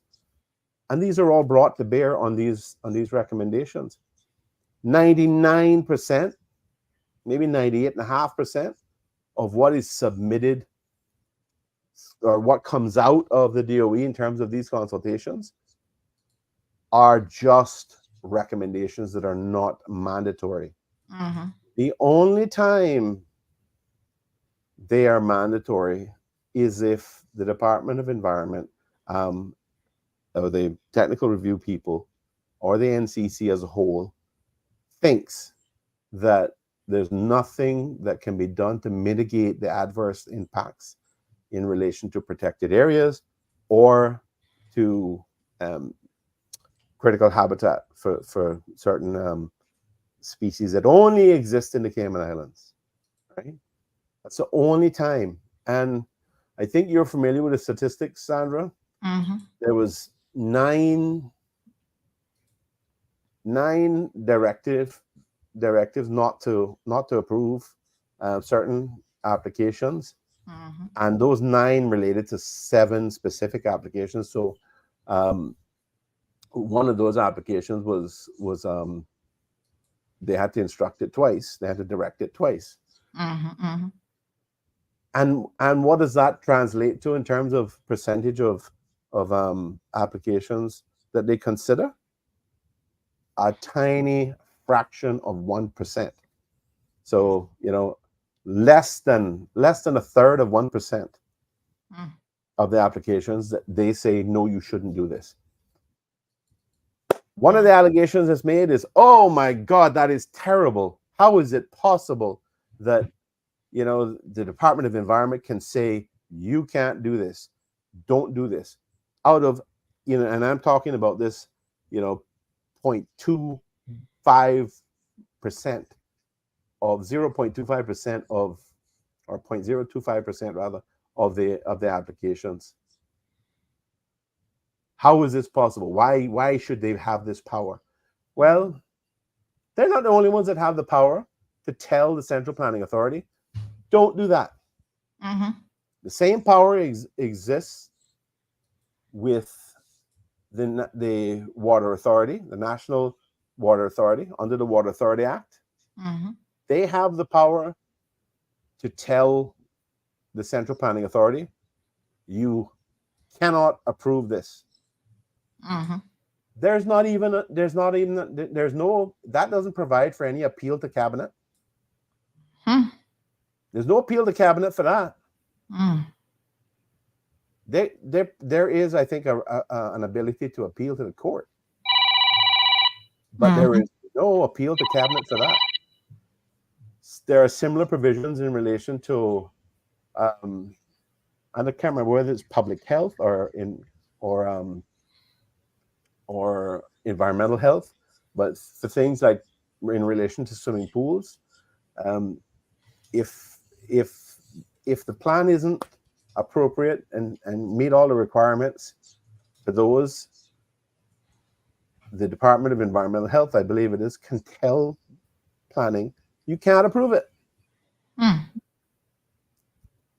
That doesn't come back to cabinet. You know, this thing was set up. The reason we have all of these decisions being able to come back to cabinet was to reflect the arguments that were put forward 10 years ago about this. Oh, you know, you're going to create this, you're going to create that. Well, the reality is, look at the statistics. We haven't created it, but yet you're still saying today that this is the case. You're using the same old trite, worn out arguments that this is the case. It's not. That message that was sent around is rife with inaccuracies. Totally rife with it. You know, trying to pin this on the... It says that the people of Cayman deserve to know the truth about the National Conservation Council. Although they do. But why did the government stop the truth coming out about it? Why did the government stop them from doing public service announcements to explain what they do and why they do it? Because it isn't convenient while you're trying at the same time to gut it, right? So it goes on to say, although it has 13 members selected by cabinet, all its power has been delegated to the unelected director of environment, misleading the public. Another misrepresentation. First of all, there are, I think it's section 13 of the National Conservation Act specifically says that there are certain things that cannot be delegated. All of this was considered in the judicial review that went to the Grand Court, then ended up going to the Court of Appeal, and then when the CPA lost in the Court of Appeal, they then wanted to take it to the Privy Council. The Court of Appeal refused to give them leave to go to the Privy Council. There is another avenue where you can apply directly to the Privy Council. The Privy Council looked at it and came back to them and said, no, you do not have any valid arguments at law. So we don't consider this something that we should spend our time on. Go off. Right? This, you know, we have some serious efforts to mislead people. You know, this message that came on about don't be fooled by good intentions and whatnot. And make no mistake, this power grab threatens the property rights of all Caymanians within our environment. That is just the same nonsense that I heard 10 years ago. The same thing that when I was part of the PPM government, I had to address it 10 years ago in 2013. It wasn't true then. It goes on to say the Director of Environment who wasn't elected isn't accountable to the Cayman Islands resident. The implication there is that the government elected members are accountable, but here we are saying all the time that they're not accountable either. Listen, it is beyond doubt that with the thousands of applications that have to be considered, the National Conservation Council itself would have to be paid positions that meet probably once or twice a week to deal with these. So in order to make it work effectively, they delegate that. Not everything, because there are limitations on what they can delegate, but they delegate quite a bit of it to the experts at the Department of Environment. The Department of Environment does not just consist of Gina Ebanks Petrie. It's not one person. It's not just a director. And by the way, the reason the law says that the delegation is required to go to the director is that the Department of Environment is not an entity that can be held accountable. If you delegate to a power, and this is what was made clear during the drafting process, because I think Gina would express concern at the time, 10 years ago, or a little bit more than that now. She expressed concern then that what is happening today was likely to be the result. They would be saying, oh, you're delegating this stuff to one person, to one woman who's unelected. She was expressing concern that was going to be the allegation then. And what was said by the department, by the Attorney General's chambers with responsibility for legislative drafting, was that you needed to have a person who could be held accountable for the exercise of the delegated power. Because the Department of Environment in itself is obviously not a person, it's not an entity, it's not a legal entity. It needed somebody within which responsibility could reside. And that is how that came about. But as I've said, it is not one person that is doing this work. It is an entire team. And up until yesterday, I believe that team would have had the technical review committee meeting, which happens on Tuesdays, to respond to these requests for advice. And as I said, 98% of it under Section 41.3. I don't want to get into all the technical details of the act, but under Section 41.3, that's a requirement. That's where the requirement exists for consultation on actions that could be taken, or decisions made that would impact negatively on the environment. And 98.5%, at least, of the advice that's given is just advice. The CPA or whichever agency it is can consider it, and they can decide that it is less relevant. They can go about their business and make a decision without following the specific advice. The small, tiny fraction in which applications might have impacts on protected areas or critical habitat areas for species which are endemic to Cayman, only existing in Cayman. It's a small fraction of those applications.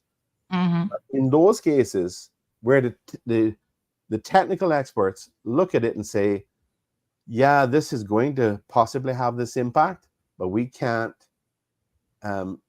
suggest, we can't see any way that we can mitigate this impact. So we are unfortunately going to have to say, don't do this. Towards the end, 7 different cases. Yes. That was done. 9 different recommendations, different directives to not do something. Yes. And all of a sudden that is stopping development in Cayman. Development that we see every day around us that, is completely changing everything that we see or know about Cayman, and creating all of these impacts from population growth to traffic to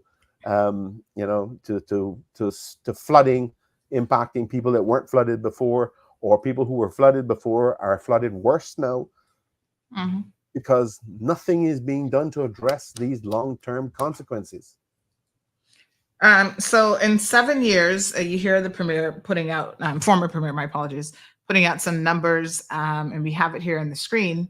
In the past 7 years, environmental consultations under Section 41 of the NCA, 36%, that's the total number of planning applications, that were subject to this Section 31 environmental consultation response.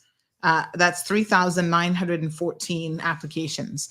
9 is the number of directed refusals, including duplicate applications, and that accounts for 0.23% of the total planning applications reviewed by NCC.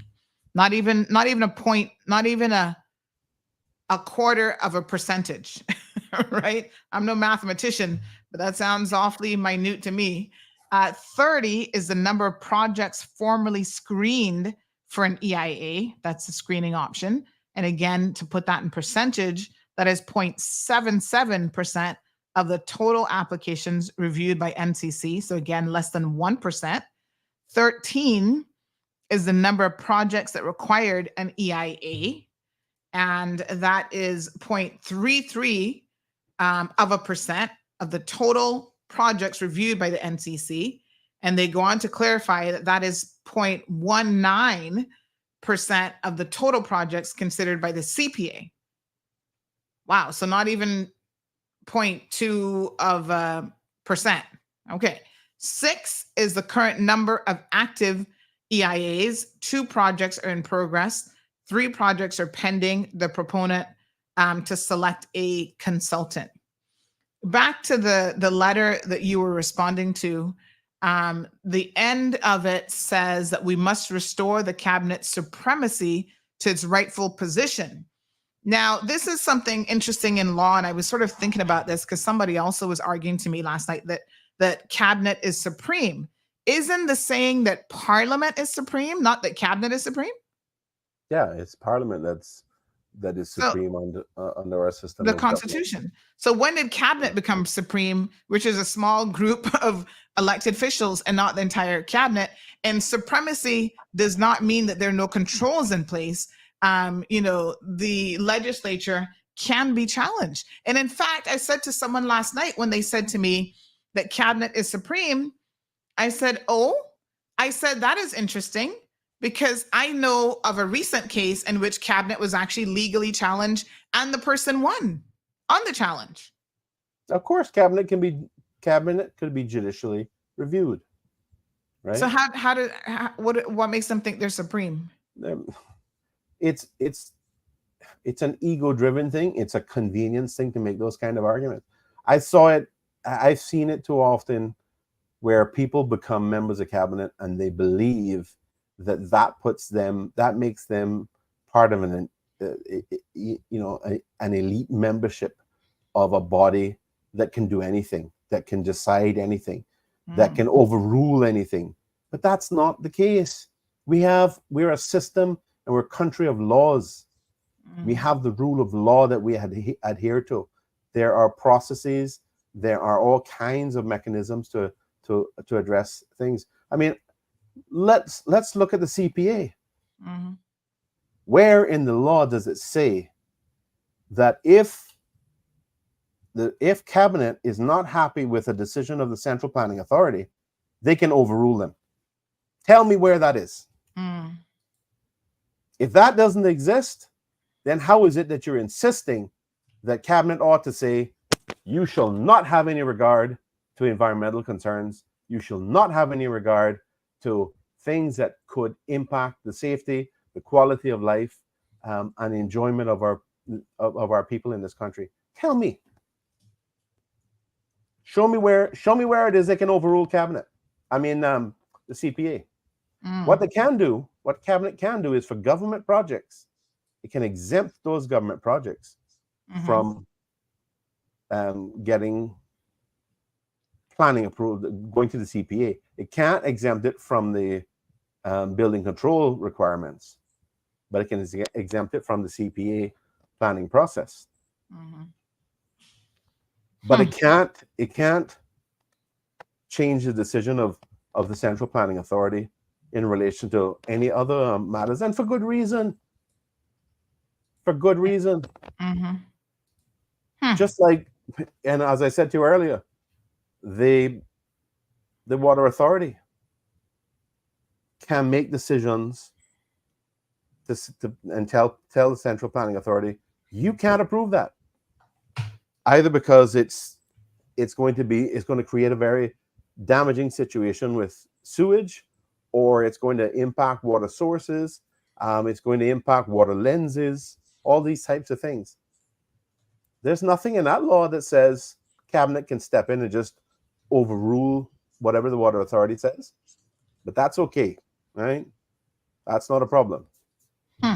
It's only when it comes to the NCC and the NCA that it's a problem. Let's address one other thing. Paragraph number 2 says, lately, we've been concerned. And I want to clarify something. This letter was in circulation. It was sent around via social media. There's no signature to it. We have no idea who we is. We have no clue who orchestrated this letter, who requested it to be written. None of that. I think that's unfortunate, because if you have a position, whether you're the government or a minister or anybody else, if you have this position, in order to give it any degree of validity, you should really put your name to it. And I think whoever decided to pen this did themselves an injustice without being transparent.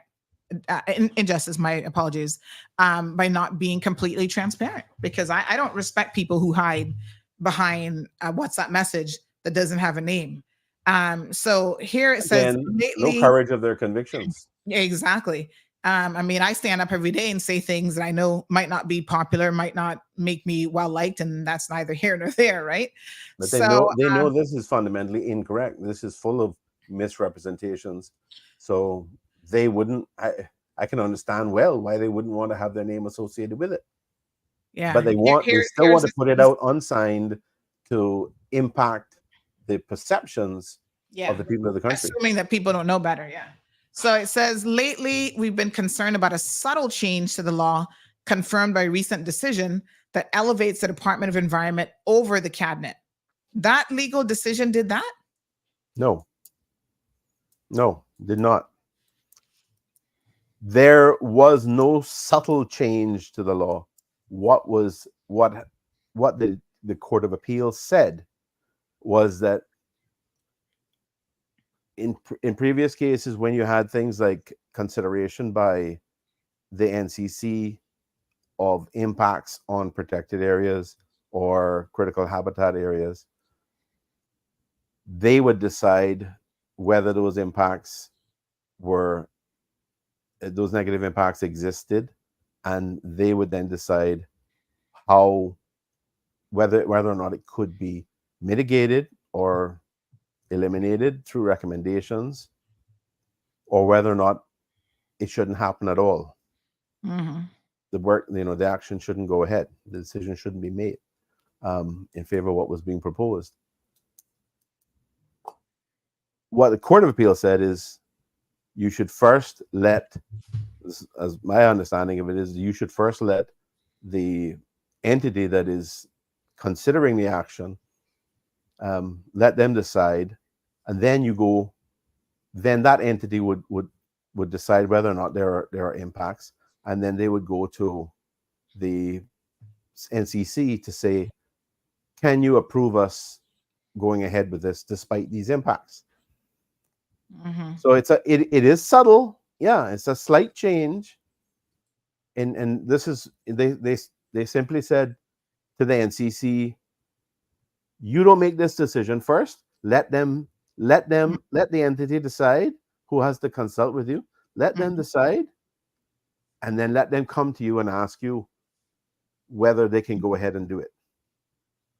So don't. But it's not a change in the law. It's a change procedurally. Just slight procedural change, not change in the law. Nothing about putting the NCC or Department of Environment over cabinet or anything like that. Under Section 39, you have the ability to appeal decisions of the NCC, whether that's through the DOE or not, to cabinet. You can appeal that to cabinet.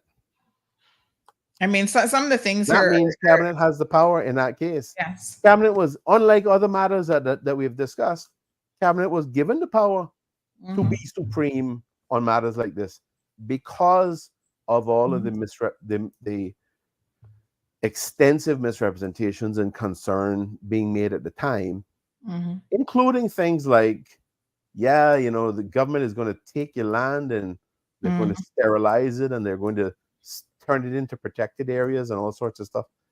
Government cannot take your land. I specifically put a provision in law at the time that says it cannot be done unless government owns the property. Now, if government approaches you to say, would you be interested in selling this land? And you say, sure, I'm happy to sell it to you, government. Then that's normal. That's normal. A sale and transfer on an arm's length basis. There's no government saying, give us this land or we're going to take it. There's no strong arming going on. But the fact is, government can't do anything in terms of protected areas or critical habitat areas unless it owns the land. It either has to have owned the land from time cadastral had it registered, or they have to have bought the land on an arm's length normal commercial basis from the owner. And the way it works is when government when the public is given the opportunity to make recommendations, and then there are screenings as to whether the recommendations are appropriate in terms of environmental value, and then you have 4 months of public consultation around this. If government has either owned the land or bought the land, and cabinet decides that it should be a protected area, or cabinet decides that this critical habitat area should be approved with a species management plan and everything around it, it is only then that the National Conservation Council has the authority and is given the tools to protect what cabinet has deemed worthy of protection. It is cabinet itself that first says this is a protected area because we agree with it. It is cabinet itself that says this is a species habitat area because we agree with it. And it is only after that the NCC has the powers arising to say, don't do this development, or don't do this thing, or don't build this road next to this or through this or whatever, without doing this, without making this change or without making that change. Or they might say, we can't mitigate these impacts, so don't do it at all. But they're only exercising the power the cabinet has already given to it by making those decisions to make them protected areas or to make them critical habitat areas to begin with. That's the way the whole thing was designed. The second paragraph I find very, very interesting, where it says, history and common sense show that unlimited power leads to corruption, whether moral or financial, which is unacceptable, no matter the intention. Moral corruption can subtly affect us, highlighting the unreliability of any single idea and reliance on the opinion of a single individual over that of her people. But isn't that what this current government is trying to do? I mean, on the one hand, they say these are the principles. I don't know who, again, this is, but they say these are the principles on which we stand. But yet you're going to push through major changes to the national conservation legislation with no consultation, no meaningful consultation from the people? Sandra, here's the reality. The world is replete with examples of people who have said, don't do this, or you're doing this, or you're doing that, because they're trying to distract from the fact that that's what they're doing. You make all these allegations about, this is undemocratic and this is all powerful and and you know what's undemocratic? Unelected people who are, simply because they're funding those who are elected, want to get what they want. That's what's undemocratic. Because every other person out there who doesn't have the resources or doesn't have the mindset to do such a thing don't have that ability. And they're denied that ability, particularly when there's no public consultation. Wow. But you can bet the people who are providing funding, they're given the opportunity. They're usually the ones that are promoting it to begin with. If they're not the ones that are promoting it, before anything happens, they make sure that they consult with them. Pretty crazy. Wow. Premier Panton, thank you so much for, again, adding some additional insight into your most recent comments, which you shared by way of a release over the weekend. The response was almost immediate. That was the response letter. Again, thank you for going through the details of what we saw here, which these are factual information. Nobody can argue with these numbers that have been provided and can be cross-checked and cross-referenced. The CPA themselves, I'm sure, have there's only one reason to deny providing that information to the people. That information there is exactly the kind of information that would be put forward through a public education campaign about what the law says, what the National Conservation Council does, how it works with the Department of Environment, and what the impacts have been, and what kinds of decisions they've been, or recommendations that they've been involved in. Why would you deny providing that information to the people, which is factual? Only one reason you want to do that, because it isn't convenient to your argument. All right, folks, somebody was asking the question earlier. We like to get answers from people about who sits on the CPA, asking if they were Caymanians. Well, here is the list. I don't see any non-Caymanians sitting there. Mr. Ian Perdue is the chairperson. We have the deputy chair, Mr. Handel Whitaker. Members, Mr. Charles Russell Jr., Ms. Danette McLaughlin, Mr. Ashton Bodden, Peter Canberry from Bodden Town, Shakina Bush, Mr. Haroon Pandui, who's Director of Planning. He's Executive Secretary. We have Mr. Joshua Bernard, who's a member, Peter Campbell, who's a member, Christine Maltman, who's a member, Gillard McLaughlin, who's a member, Kenneth Ebanks, who's a member, and Celicia Bancroft, who's also a member. All Caymanians. So at some point, we got to stop blaming foreigners for everything, folks, and we have to take accountability for ourselves. And my challenge is to I would bet you that some of those members would be perfectly happy to have discussions in public and make decisions in public, like the law, like the National Conservation Act requires of the National Conservation Council. I would like to see us move in the direction of all boards eventually having. Let it be public. Yeah. That way, there can be no opportunity for unfair accusations. Yeah. And you'll see what people's perspectives are. You'll see how they perform. In the U.S., they look at, well, in Parliament,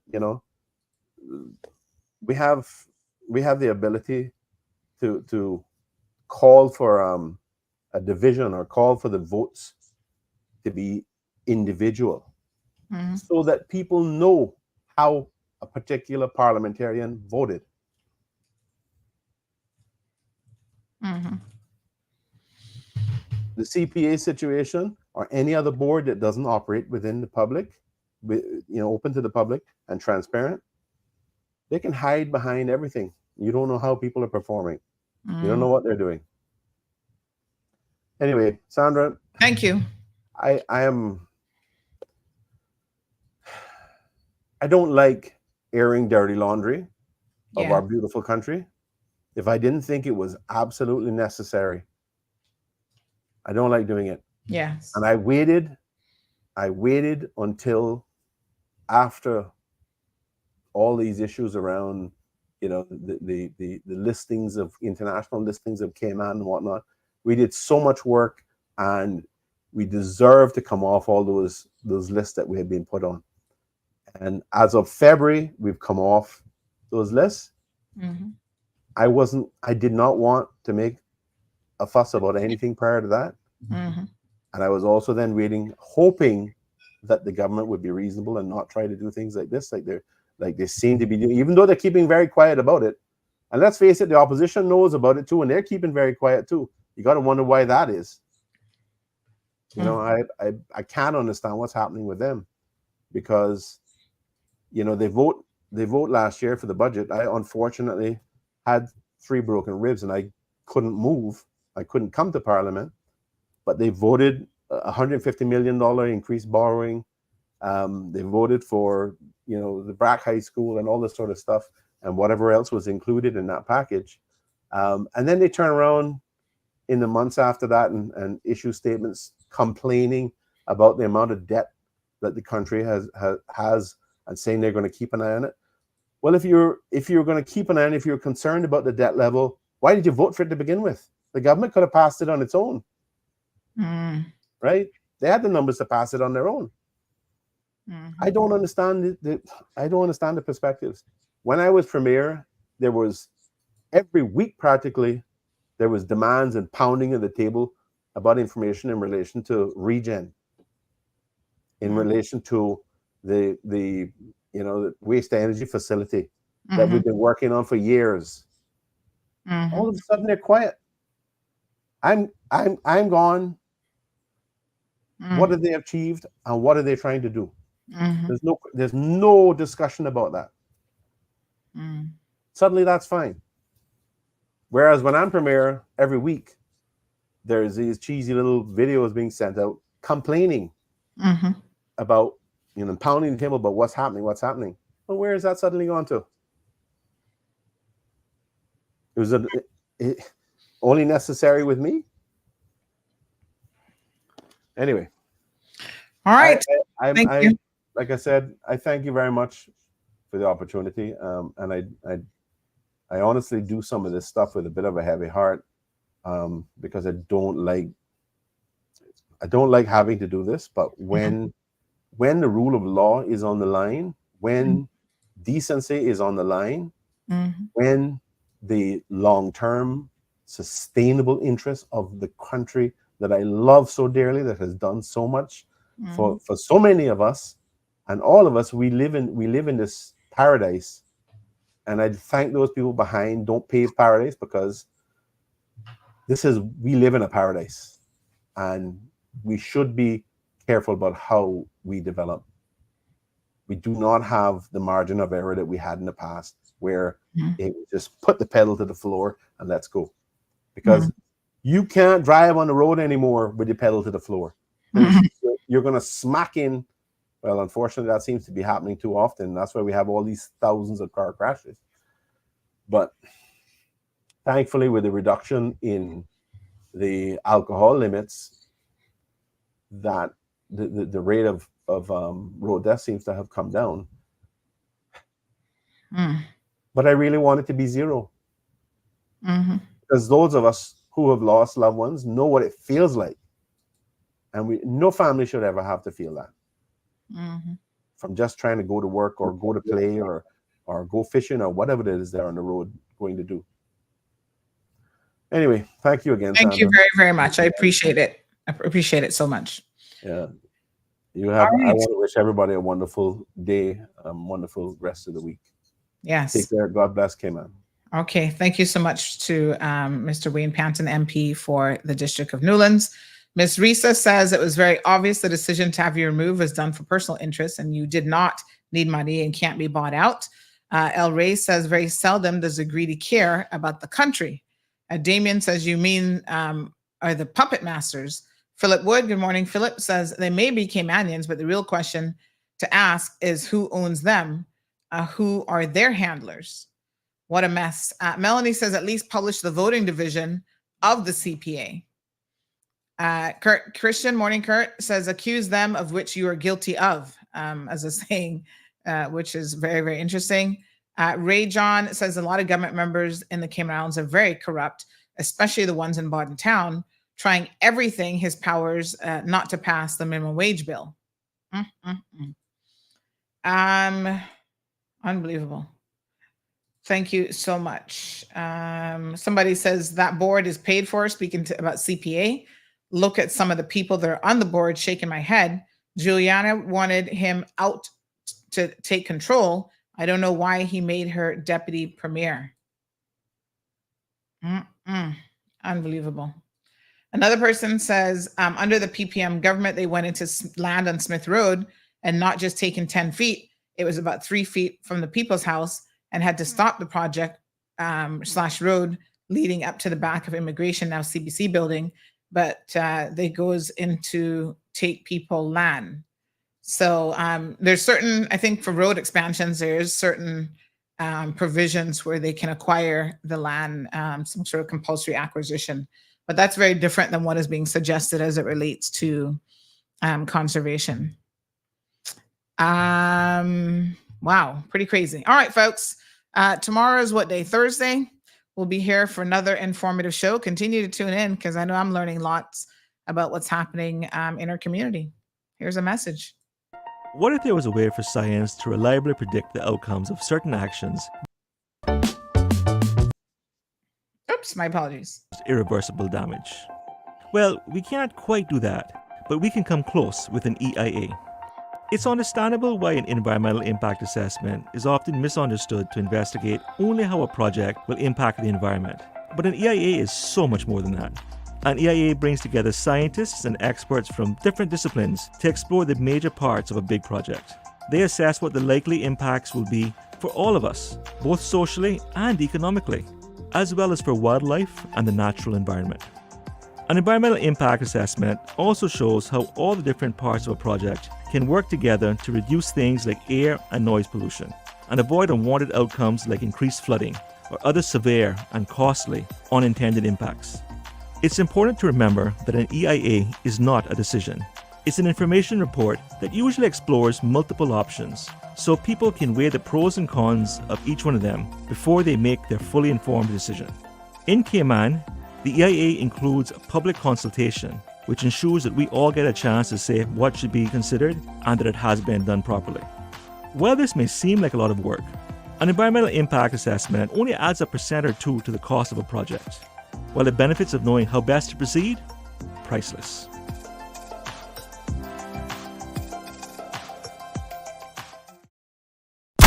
Thank you for tuning in to another episode of The Cold Hard Truth on Bobo 89.1 FM.